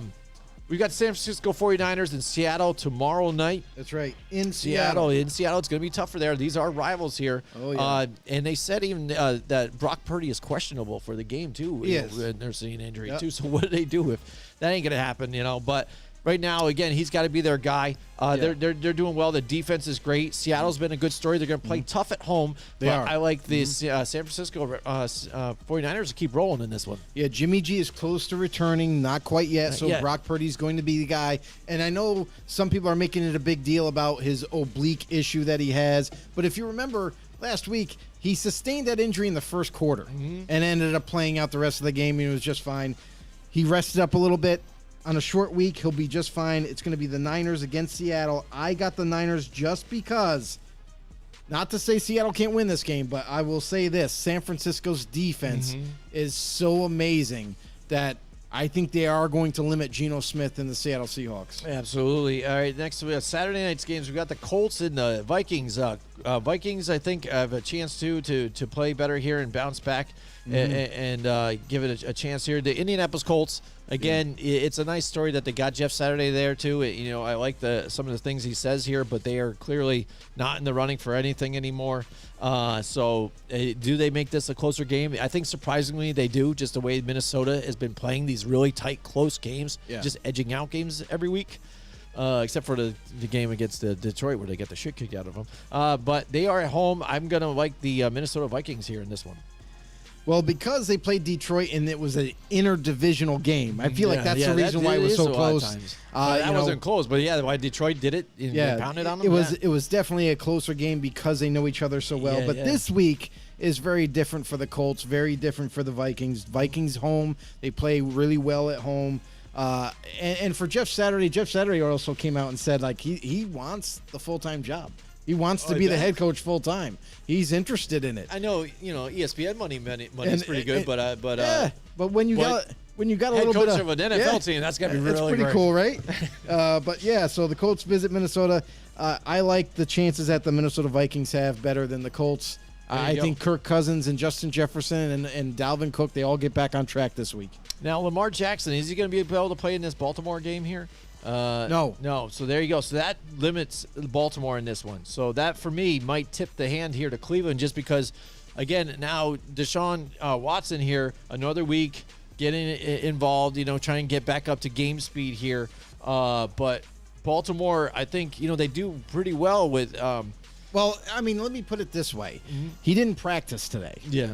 But They might just it's be resting Wednesday. him up, but, So yeah. I don't know if I think he'll be out this week because I think the injury report when he first got injured was 1 to 3 weeks. I think he'll go the full 3 weeks at least. So, yeah, he'll probably be out. Yeah, so this is going to be a tight game because these teams, they're basically the same team, at one point, because the way, Yeah, you could say that. Well, yeah, because they used to they're be mirror images of each other. Well, yeah, Cleveland Very Browns physical. ended up turning into the Baltimore Ravens. They were the team when the franchise moved. They moved to Baltimore. So they are the old Cleveland Browns. So it's funny. But so these are always tight, close games, too. But the fact that, he might not be in this game, Cleveland, now with Deshaun Watson at the helm, I think they've got a better chance here. I'm going to go with the Cleveland Browns on this one.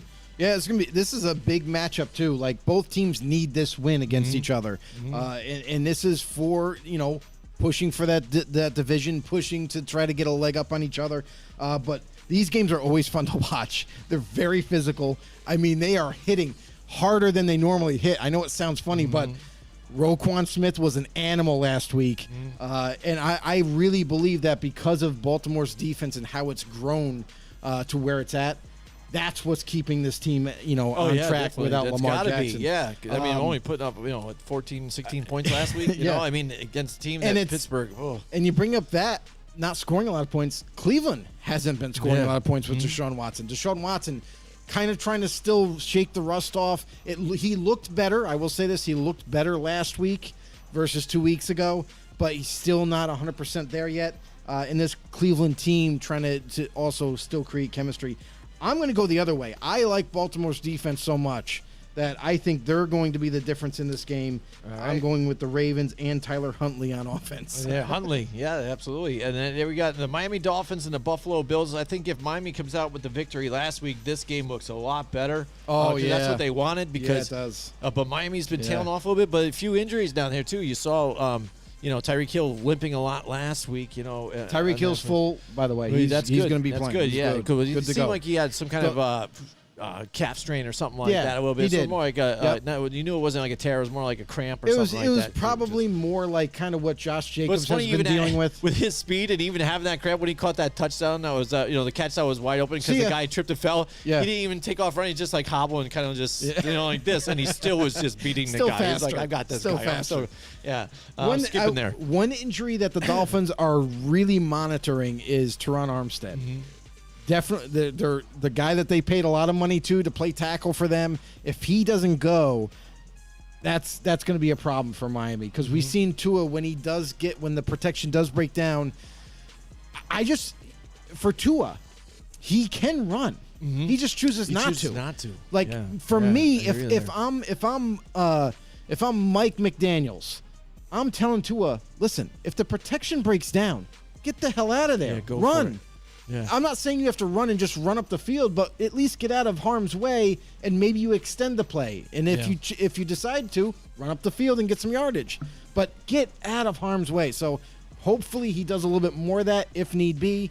But for the Dolphins, this is a huge. This is everything right now because the Dolphins have been up and down. Yeah. Can they go into Buffalo? I know it's a lot to ask. Into Buffalo, very tough place to play, and to beat the Bills. Yeah. What do you think? What do you think? Can they do it? Oh, they definitely can. Do I think they'll do it? No. No. I listen, in Buffalo, it's going to be cold weather. Yeah. I know that's listen, I know it's not an excuse, but when you're a team that has predominantly played in warm weather climates and now you're going to the bitter cold of the north in Buffalo, it definitely has to affect you. So Buffalo Bills, and here's the other thing for Buffalo. They haven't been playing well either. Yeah. They've also been kind of like trying to figure things out. So Bills, Dolphins, I think this is going to be an extremely close game all the way down to the end. But Yeah. Bills edge them out. Yeah, I got the Bills here too. And the funny thing is now Miami took the first game that they played against Right. Buffalo Yeah. at home. Right. Now they're going to Oh, yeah. Buffalo's Different- area where it's a different. lot colder. So that's where Miami likes to get, use that heat, that humidity to help drain some of these teams and Right, get those victories exactly. here. So now you're going into Buffalo's turf. And to get another win against Buffalo, if this division comes down to a tie, that could be key for them. That could Oh, be yeah. big. Oh, yeah. But if they fall here now too, you've got New England and the Jets. Like you talking about the Jets, on the rise too, right there nipping on their heels here too. In this tight division too, we've talked about the NFC East before. This AFC East is really, really mixing Close. things up, especially Very with close. Buffalo faltering on a couple games that they should have won. But yeah, so I like Buffalo here too as well. This is going to be a great Saturday night matchup. I'm excited for this one at 8:15. All right, Sunday now. We've got the Philadelphia Eagles, Chicago Bears. I'm not going to talk a whole lot on this one. Chicago, obviously rebuilding, doing their thing. Philadelphia looks like they're full steam ahead. Get another victory here too to keep rolling, and they've already locked up that division. But now will they just lock in that number one spot and be able to get that rest in these last remaining weeks of the season? So. Yeah, Eagles have been flying high. They've been killing teams. They've been dominating every single week. So very good defense. Team that up with Jalen Hurts' race to become the MVP of the league. There's not much to say here. The Eagles are on a tear right now. I don't expect them to kind of slip up and maybe overlook Chicago Yeah, in not this a one. trap game like that Green Bay game. Yeah, I think Philly runs away with this game, and the Bears are still kind of figuring things out as we go. Now, New Orleans Saints and the Atlanta Falcons, they're getting tough divisional rivals. They're going to play this one tight. Desmond Ridder, this is what we're going to look at this one just to feel them out. Yeah. I think it would be cool if New Orleans starts Jameis Winston in this one. Just because, again, you've got Desmond Ridder on the other side. They should. Throw Winston in there. See what these guys do get out. See who comes out on top. See what they've got. Because Andy Dalton, I know we were knocking him a little bit before and stuff like that. I feel bad for him too because he's just not on the same page with some of these guys, and he's getting into some of these spots where I think the ball should be placed, but those guys aren't picking it up, and he's getting really frustrated. He feels like he has to do it himself. a lot. You know, that was pre-Jarvis Landry coming back, though, too, as well, and stuff. So I don't think it's all on him. But The problem, I think and we've some of seen the we've issues seen there it with just is Dalton not before. together. The problem with Dalton, and the reason why it didn't work out in Cincinnati and Dallas or whatever, is he holds on to the ball too long.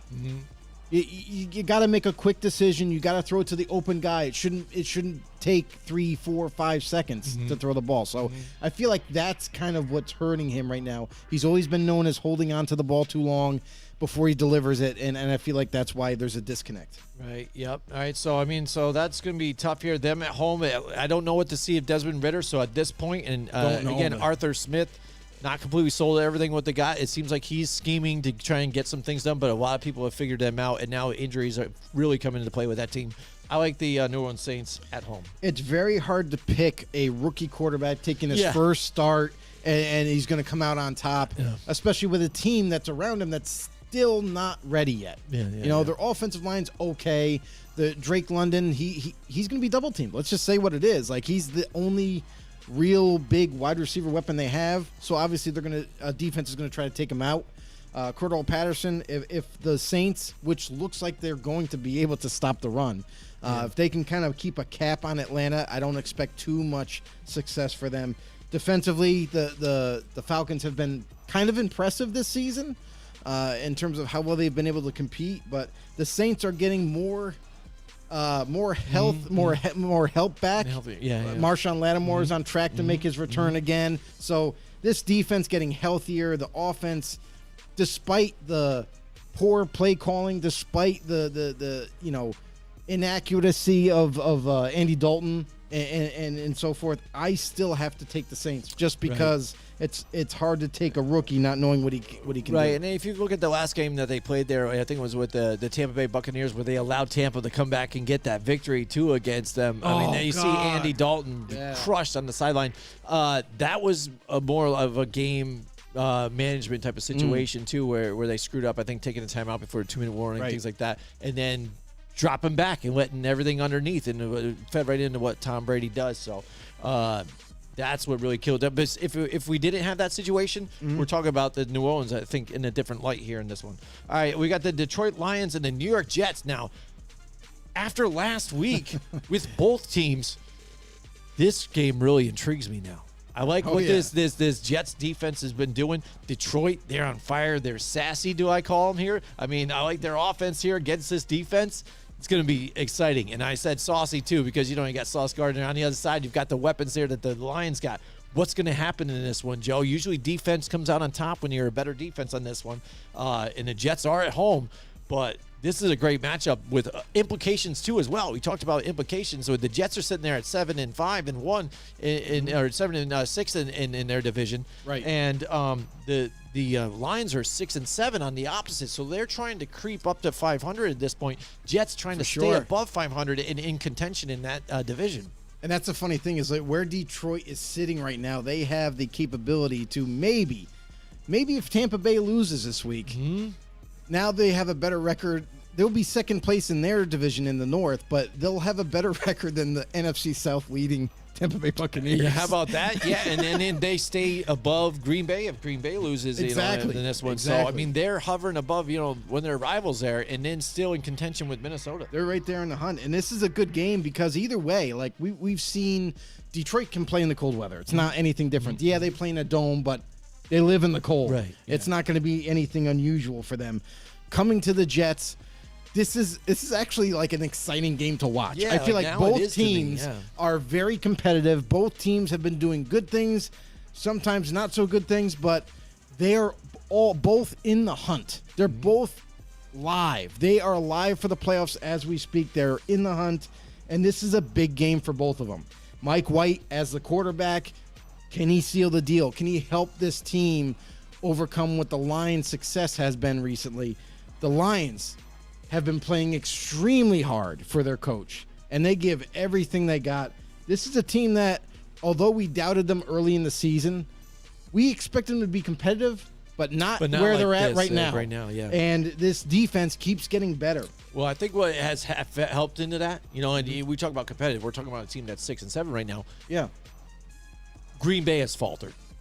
For sure. Yeah. That's what major part of it, though, too. It's because you still got Minnesota up there contending. You got Green Bay now that is turned down, or else if they weren't, the Lions are in third place, where I think we both of us picked them, and Right, the Bears are down in the bottom. So, but they are playing very inspired, and we kind of called that in the beginning of the season too. Mm-hmm. But we're actually getting to see it play out, and I think that's what the big surprise is. The one thing that kind of bothers me for the Jets is because it sucks, because when you have to go through injuries, Yeah. you're trying to overcome those injuries at the same time. The Jets have done a good job of it, but it seems like Quinnen Williams went down last week, which is their definite number one D tackle. I don't know if he's going to be able to play this week. That's going to be big for them, because if the Lions can establish the run game as well, and we talk about the run game with the Lions, DeAndre Swift still not playing enough. Yeah. So I'm still perplexed by that. But the Lions coming into the Jets, I think I'm going to ride with Detroit on this one. Yeah. I like the intensity that they play with, and they've gotten so much better defensively to this point, where I feel like they're riding such a high, and they're just rolling. So I mean, Jets, not an easy opponent at all for them, but I still feel like this is going to be a very good game. It could go either way. I got Detroit. Like I said, this is a blue collar game. The average Joe's against, you know what I mean? I like this, you know, that's what it is. You know what I'm really saying? is. And so I'm excited to see what happens out of this one. I think the Jets make it close here and stuff, and they could win this one, but I'm really feeling Detroit on this one. All right, so then We've jumped on the bandwagon. Yeah, we are. We're there. You know, Kenny Pickett goes down with an injury last week, and if it there you Concussion go. protocol. Yep, and there you go, and now you see that happen, and then Mitch Trubisky comes in, and he's back to the same old Mitch again, and gives that game up here for them. And now you've got Carolina, who's kind of red hot now. It seems like, you know, with Sam Darnold moving the ball and getting it along. So I think Carolina, with what they're doing with the three-headed monster at running backs too, it's a fantasy owner's nightmare, because they don't know what the hell they're doing. They're like, I just can't even have these guys on my roster anymore. But I think Pittsburgh, you know, they got a decent defense, but it's not enough for what Carolina's kind of doing right now. And them at home, I think I'm going to roll with the Carolina Panthers in this one. Yeah, you know, there's one thing that I've never been a fan of in the NFL, and that's zone defense. I just don't like it. Yeah, I hear you there. To me, I understand some defenses play extremely well. You know, like the Patriots of old, like they played phenomenal zone. Yeah. But like for me personally, like when you're allowing offenses to just find the open hole in the defense and sit down and catch a ball, like zone defense doesn't work unless you have a phenomenal D-line. That's the only time it works. Pittsburgh, they have TJ Watt, they have Alex Highsmith, but besides them, I don't feel like they get enough production from their D tackles and what have you. So that's kind of what bothers me. Pittsburgh plays predominant zone, and against a team like Carolina, with Sam Darnold at the helm, being able to throw the ball to DJ Moore and company, like I don't think that spells success. And the fact that Pickett is down, it's not that I don't like Mitch. I do like Mitch Trubisky, but I don't think the way Carolina's been playing lately, I don't think they falter right now at home against the Steelers. I hear you there. So next we got the Dallas Cowboys and the Jacksonville Jags. Can the Jags? Jesus Christ! Can they pull up the upset here? Can Come on. somebody figure this out? Like, how did the Jaguars pull off a win against Tennessee? And they were pounded being the shit out of dominated. them. Yeah. Like early on, Derrick Henry was running at will. Like they couldn't figure out how to stop him. Turned it on. Yeah. And it's like all of a sudden, you know, a turnover happens. Henry ends up fumbling the ball, and it seems like that's where the tides changed. And Jacksonville What was in the comes and steals Gatorade?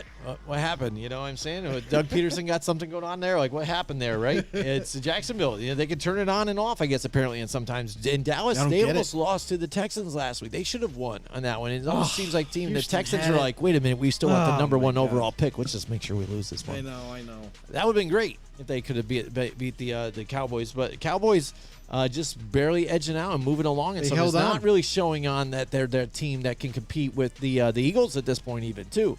With the weapons that they do have, there's a lot of good, bad, and ugly. I think I've seen it, too, on NFL Network. Had a thing about that with the Dallas Cowboys. And it is. You know, so much so the fact that they were looking for, like, Odell Beckham Jr. here. For sure, yeah. And they go and sign T.Y. Hilton. Well, I mean, there's a reason for that. You know, there's been a little bit of news that have spilled out about OBJ and what his thought process is. Yeah. Went back I and get visited that. his family. Yeah. And now has basically decided, like, he goes, hey, you know what? What's the point of signing now or even for a playoff run? I'll just sign for next season. I'm good. I'm good. You know what I mean? I'll just Yeah, wait yeah, till yeah. next season. But here's the funny part. OBJ, you're not in your prime anymore. Yeah, You're yeah. like 33 years old. Yeah, You're you like, might just totally. like, what are you doing? Yeah. Why wouldn't your you- opportunity? The spotlight was right on now? you. Why wouldn't you right now jump onto a Yeah. contender Yeah. and help them go Yeah, all the way? all the way, and just go. Yeah, I don't know. So much that Whatever. against Cole Beasley So goes that's to why- the Bills, but now T.Y. Hilton goes to the Right, the T.Y. Cowboys. Hilton goes to the Cowboys, and then you saw the Bills recently Yep. re-sign Cole Beasley, who Beasley. came out of retirement to re-sign with them. So all the teams that were interested in Odell, you're seeing them make moves right now. Except for the Giants, but yeah, Dallas Cowboys. What do you think on this one, Joe? Of all the Giants, T.Y. Hilton sitting out there, we don't want him. No. Cole I know, Beasley, yeah, no, yeah, we no, can't we don't consider need them that. either. We don't need any receivers, just the nobodies we have. Nobody's a guy who has sure hands. Cole Beasley, can catch I know. short to Anybody. intermediate routes. I mean, that's what Anybody. we should be throwing. Instead, we want to throw deep all the time. Anyway, Anyways, Dallas Cowboys, Jacksonville. It should be Dallas here on this one. It should be. So I think It I'm going to should roll. be. I'm going to pick the Cowboys. Yes. But I'm not impressed with what they've been doing. They should be able to, knock out some of these games, some of these teams, and they're not playing like the way they were when they had Cooper Rush in there. They're just not. They're not getting it done like that. And Jacksonville, I would love it if they can come out of here and win. it would be amazing. So I would love it if they It's win, not- but I'm going to go with Dallas. And it's not far-fetched. No, because no, one what thing they've that been the Cowboys are missing is Terrence Steele. Yeah. Their right tackle who went down last week, last week, is yeah. done for the year. Yeah. And by a lot of people from around the league have saying this guy had a Pro Bowl year going for him. Mm-hmm. He was locking it down on the right side. One positive note for the Cowboys is Tyron Smith. Does Tyron anybody Smith. remember who Yeah. that guy is? Apparently he's coming back this week and will hold down that left tackle's job once again. Can he last all 60 minutes? That'll be the question. It is. It's like, how long can he last? All right, but so you yeah. got the Cowboys on this one, and you got So, the Jags. What do you got? I mean, all I have to say is the Jaguars and Trevor Lawrence, who's actually played well, yeah. be prepared to use your legs a lot more. Oh, yeah. Micah Parsons is coming after you. So, yeah, I'm going He's to go with the coming Cowboys. for you. There you go. Next, we've got the Kansas City Chiefs, who, again, almost gave up that game. The Houston Texans here. Who Could they played pull well. off an upset? Can they pull off an upset now against Kansas City? How many interceptions will Patrick Mahomes throw? I talked about this a little bit earlier, so I'm not getting into it a whole Yeah, lot. But again, gotcha. the one thing that has bothered me with Mahomes, Yep. he does have talent. I am impressed by what he does. Like Yes. in that Super Bowl when he had no offensive line, when he's like 2 inches from the ground, enough arm strength and torque and everything to get it up and out there. But he's too confident in his ability that it is a disability for him, and too, at the same time, makes bonehead mistakes because he thinks he's confident in making that throw. I can make any throw. No, you can't, dude, because some of those are just dumb. You know what I mean? Use your brain. Don't just go off of your talent altogether here. You're smarter than that. That's what I think his downfall is for him sometimes. Okay. But I like the Kansas City Chiefs either way in this one. Again, Houston's, they're looking to just get the number one spot here. I don't think there's a whole lot to go into this one. But Yeah. if they play tough again, and again, if they get Pierce back, the running back, that's a whole different situation for them because they do run really well with him. Yeah, the thing with Mahomes is it's the unscripted plays. Yeah. The plays where he has to just make something happen, he just does that. You know what I mean? Yeah. Somehow, some way, he makes it happen. Yes. Whether he's going to run out of the pocket and make then do you the little think like flick he's going to flip. take Yeah. off, and then once you commit, he just Yeah. drops it over your head, and then there goes Jerick McKinnon Jerick for the end zone. McKinnon, yeah. But yeah, and that's what kind of makes the Chiefs' offense actually so unpredictable. Not only the play calling's amazing. Yeah. Very creative. The Saints could use a little At bit of that. times, yeah. But it's the unscripted plays that Mahomes makes, whether it be with his legs or his arm. Right. It's crazy. So Yeah. for Houston, big tall order to ask of them. I don't think they're going to have enough ammo for this game because the way you beat the Chiefs is keeping the Chiefs off the field and always scoring touchdowns. Mm-hmm. You can't trade field goals with the Chiefs because they will just keep scoring touchdowns. You have to outscore them. Absolutely. All right, next we got the Cardinals and the Denver Broncos. This is going to be just a terrible game. This is the game that's the This pooper. is the game of the week. Oh, man. They should have just made this a bye. They should have flexed this to the Yeah, Sunday just night game. something.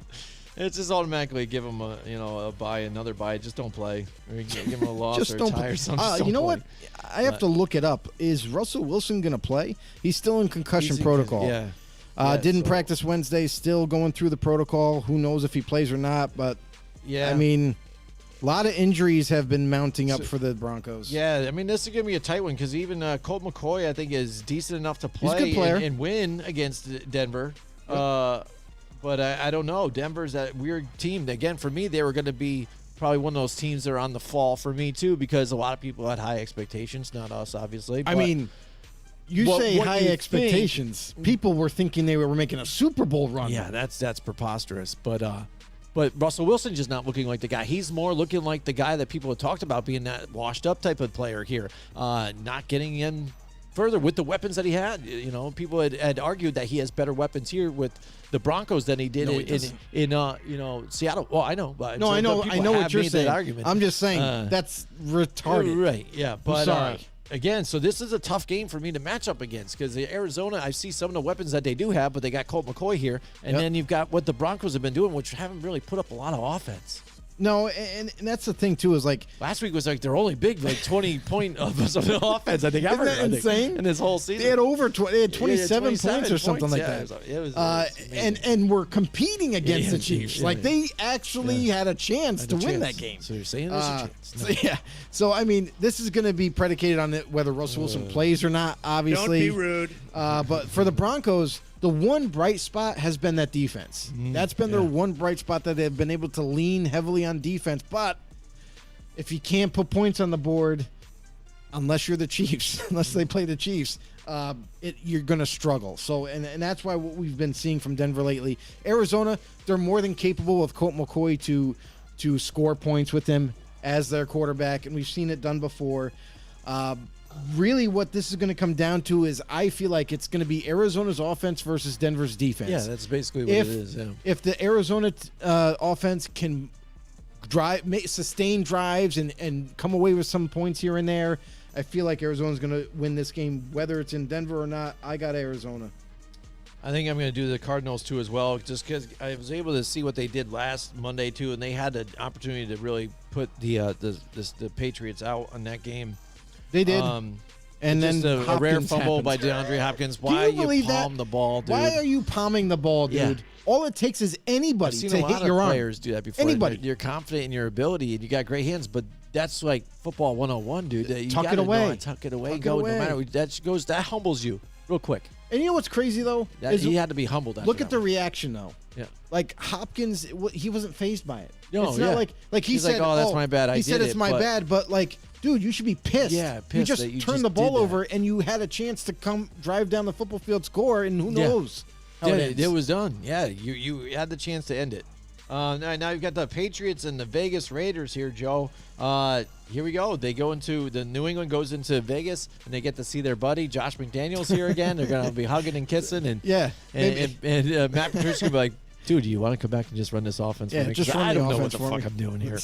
I'm getting yelled at by Mac Jones on the weekly, and then when they actually do something well, then he'll come over and congratulate me a little bit, but it's not good enough for me. I just I want need my a hug. defensive coordinator job Yeah, back. right? Yeah, the Patriots. I mean, they're winning despite that, and I feel bad. People want to diss Mac Jones and stuff like that. I don't No. think he's really playing bad. And you see, No, he's not. He's really taking that leadership role on, like the way Tom Brady yeah. did. He practices hard. He knows the offense, and when he sees these guys not getting where they need to get, he's making them known that hey, listen, dude, you're accountable. He's Yep. letting all them know you're accountable for this. And he gets at them, which I like. And I think he's playing pretty well, despite the numbers aren't there to show it. I think he's commanding that game, that team pretty well. It's just they don't have the weapons really all together. You know what I mean? Right. It's the thing that they're only lacking. And on defense, I really like.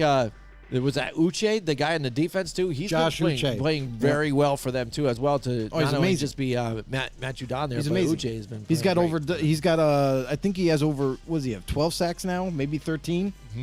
Killing it. yeah. And then you have Judon on the other side, Yeah. so it's like there's no easy side to Absolutely. to block. So, So this that's could what be makes a that tough game defense on your good. play. I'm going to let you pick this one first. It's your team. Let's see what you got here. What do you think? You're going to go with your Raiders here? They do play better at home, I notice. I mean, they play. I don't think it's a home or away thing. Like honestly, like it really comes down to the efficiency of the offense. If it's there, and I know Josh McDaniels does his best to stall it, and not allow them to be aggressive, but. If they're executing, and the one good thing, or I should say two good things about this week, is that they are looking at getting back Renfro and Waller Oh, that's once big. again. So you'll have Adams, Waller, Renfro, and Josh Jacobs to contend with. What the Vegas Raiders have been great at is running the ball, which has been surprising because their offensive line, before we even started week 1, everybody had question marks on them. Like, what the hell are they going to be able to block? So I will say offense, I would expect them to be a little bit more up-tempo. I'd expect them to have a little bit more success this week. Not to say that the Patriots have a mediocre defense. They got a great defense. It's going to be a contest for sure. That's what it is. It's going to be that offense versus Yes. that defense. But it you know what the biggest thing is, and I guess this is kind of what the Raiders have been going on every week is, can the Patriots shut down Jacobs? Yeah. I feel like if they are able to shut down Jacobs, then this offense doesn't do much. It'll become way too one-sided. And for the Raiders, even though they've been playing better on defense, Max Crosby's got to turn up yet again to give them a shot. yeah. And even though the D-line has gotten better with Jerry Tillery, remember Tillery? Tillery, was with the Chargers? He ruined it for them too in that game. Nah, that was a nitpicky. That was so it's nitpicky. but still, bro. So nitpicky, bro. He just flicked it. It wasn't even. Yeah, but that- still, that's ridiculous. You don't need to do that. That's You were still in the ridiculous. game, but you talk about the defense though too. Chandler Jones, you get some pressure too. If you can get those two guys on the edges, I'm not if they bl- able to, no, I'm just saying if he can step up, He and won't be, though. You know who that he would has be to go nice. up against? Trent Brown. Yeah, I know. I'm Big, just saying. big 6'8", 350 pound. So what do you got? Do you think? tackle. What do you think about this in your team? What do you think? You think guys can do it? I don't have that much confidence anymore. It's tough because that offense of New England again does not look very good. Are they getting Jacoby Myers back yet? Because that's a big part of Mac Jones. you know, Most be able to likely he'll have be him there, back. so that's big for them. Most But likely besides he'll be that, back. The play calls are very vanilla. So that defense is basically your guys' offense. That's what this game is. You know what's funny is that both coordinators, Josh McDaniels and I forgot his name all of a sudden. Oh, for New England? Yeah, for Matt New England. Patricia? Matt Patricia. Yeah. They're two of the worst coordinators, and it's going to be who can outcall who, even though they're both bad. yeah, right. I don't know. I'll go with the Vegas Raiders at You're going home. with the Raiders at home? Again, I was up and down because, again, I like what New England's able to do here and there. But Raiders, again, they've been, laying eggs on occasion. But you guys had that victory last week, and you got robbed on that one. But this offense is so vanilla. I think your defense, at least your front four, has an opportunity to get pressure at Max Crosby get in there. So I'm going to roll with your Raiders. They screw me a lot, but I'm going to go with it this time. I think every team screws you Yeah, a a lot. lot of times, dude. A lot Because of times we- with the losses I get, what you've noticed maybe too. It happened to you this last week with the Cardinals, but every game that you kind of won on a flip, it's like that quarterback is getting knocked out of the game. Like there goes my quarterback, I lose that game. But that's been a kind of decider on some of them. The Pittsburgh game, boom, Kenny Pickett, boom, out, boom, that game flip-flop. It happened earlier on in the season a few times too. So. Even with Pickett in there, I feel like that was still would have don't went the other. But all right, next up, we've got the Tennessee Titans here trying to muster up some wins. If not, they're going to be on the falling story here because, again, they've lost a couple consecutive games here. And the Chargers, again, favorited in that game, which is kind of BS in that one too. Man, this The is Chargers, again, making a comeback, but now they've got all those wide receivers healthy now, it seems like, together. So that's been a big key thing for them. But this is going to be a tough game. Are the Chargers coming back? Or what's Tennessee for real here? Are they a real team now again? Because they've kind of lost their identity too. true. I mean, the Chargers are pretty healthy now. Yeah. They're getting a lot of guys back, especially this week, offensive line wise. So it looks like they're going to have their starters, their main starters. You know what I mean? They got Mike Williams, who has been kind of in and out. Yeah, they they'll could have him. catch They'll have last Keenan Allen. They'll have everybody on deck. So the Chargers look pretty healthy coming into this game. And listen, they got a win last week. They made it happen. For Tennessee, this is a do or die at this point. Yeah. You got to get a win here. Absolutely have to. Well, yeah, especially if is it the Jags can pull out something here because that's gonna be a tough one here because Jacksonville they're creeping. They're at 5-8 right now, but if they can upset the Dallas Cowboys, that would be big for them because then Tennessee just sitting there still at 7-6. Have another, they'll be at 500 and then lost like 4 straight games, so that would be bad for them. I'm So going to what do go you got? Titans. He's going to go Titans. Go for Titans. All right. Man, this is a tough one for me. Listen, I will say this. The Chargers defense can't stop the run. Yeah. And what do the Titans do the best? They run. All right. I think I'm going to roll with you on this one, too, Tennessee. Why not? What the hell? Let's do it. Cincinnati Bengals and Tampa Bay Buccaneers. Tampa Bay at home, but again, Tampa Bay has not really been able to run the ball effectively. Offense is sputtering. Defense is leaky. Cincinnati's on the opposite side. They just showed what they could do against some of these other playoff contending teams like the Chiefs and everybody. I'm going to roll with the Cincinnati Bengals on this one. They're full steam ahead on this one. Yeah, I mean, you can't really buy into Tampa Bay right now. Like, their offense is spitting and sputtering. They can't really figure out. I mean, guys are dropping the football, and it's not just anybody. It's like guys like Mike Evans dropping the football. The connection isn't there. The chemistry isn't there between Brady and his receivers, and you got to wonder, like, what's going, after this year, does Brady hang it up? Does Brady go to a different team? Does he give up on Tampa Bay? Like, Right. There's so many questions going forward, but for right now, because of Buccaneers' struggles offensively, I'm going with the Bengals, who are red hot right now. Like you said, would you say 5 straight wins in a row? And they are a more complete team, and it looks like they should easily win this game. Absolutely, yeah. And Tampa Bay should be on a losing streak right now. They've lost a bunch back and forth, but again, what did I say? Even two in the last couple games, they've lost most of them. All right, next we got the Giants and the Washington Sunday Commanders that got flexed to Thursday. Sunday night. Which means, again, we are out there at Restaurant 605, just to plug that again one more time. This Sunday, December 18th at 7 o'clock, we're going to get started, Joe. We're going to show up there around 6:30. We'll chill, get everything together. And 7 o'clock, we'll go live to about 8:15, right before the games start. And it's going to be a tough game. It's going to be like a real type of playoff type of atmosphere here, and really implications in this division, but also in the playoffs, the way the NFC East has been. They're right there with their record, so it's going to be tight. Do we pick in this one right tonight, or do we going to save it for Thursday? We're gonna be Or let's save the pick Okay. because at our live event. There so we go. let's save the pick there. All right, this is going to be a close game, but it's going to be tough. Washington. It could end no up in since, yet another Heineke, tie. They are possibly one of my teams that are going to be on the rise too, because they've lost a few on there, so I haven't got a streak. But since Heineke's gone in, they've won multiple games, like 5. But out of the didn't last we call 7. that?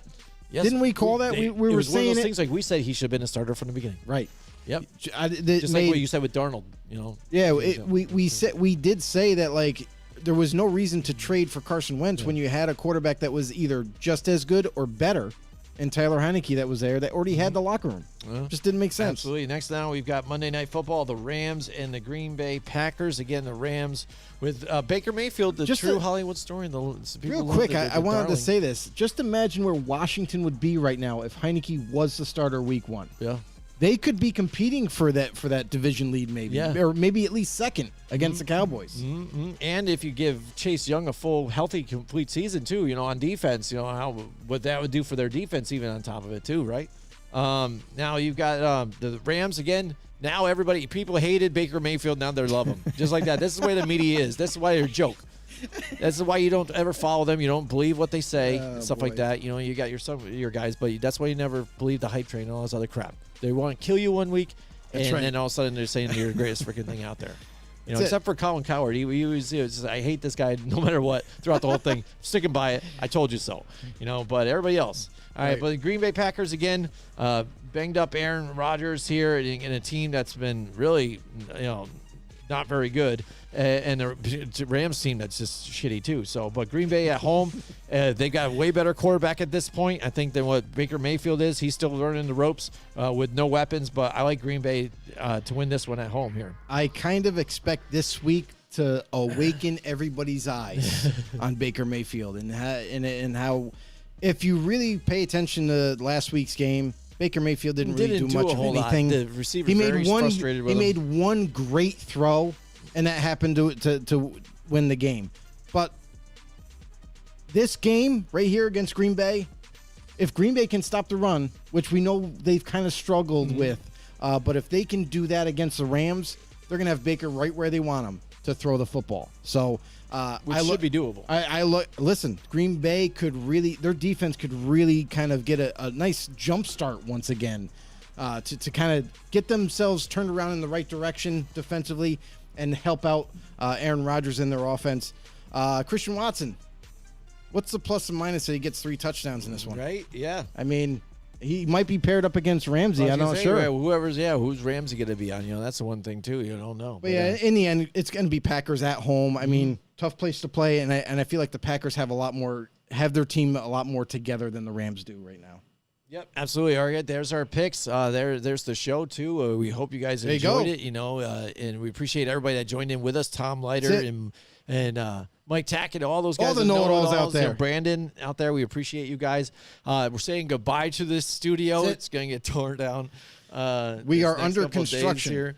And I will be moving uprooting and stuff, and it's going to be some different stuff going on. But the future, who knows what the future holds for us? That's right. And the show and everything else. But we are moving forward and doing a lot of different things. And we have our live show coming up here at 6:05. We're going to do some more Sunday night. For you be guys there too. So more interviews too. So Sunday night's going to be a really cool thing. Hopefully, Restaurant 605. If you haven't heard already, go over to 605 New Scotland Avenue in Albany. Yeah, that's where we're gonna be. We're gonna be partying. We're gonna be doing the pregame Giants against the Commanders. We're gonna do a jersey giveaway. We got a lot of things going on, and not to mention the food is absolutely amazing. So it's a must place to go if you love sports. Yeah, Joe, send them out of here. Tell them where they can find the podcast. It's real simple. Anywhere you get your podcast, we're everywhere. iTunes, Spotify, you name it, we're there. Make sure you hit the follow if you're going to listen to us on iTunes. And you can also, if you want to become part of the know-it-all, army that we got going on, the know-it-all community that we got going on, this great community, football-driven community. We are the most interactive NFL talk show out there. We are here to prove it. So do us a favor, head over to YouTube, search us up, Football on the Know Show, hit that subscribe button, hit that notification bell to let you guys know when we go live. And as well, you can always become a member, become a know-it-all as well on Facebook. All right, let's go. Thanks so much for watching, and we'll see you guys next time. Join us next week from 8 till 10 Wednesday night for more Football on the Know with Jim and Joe.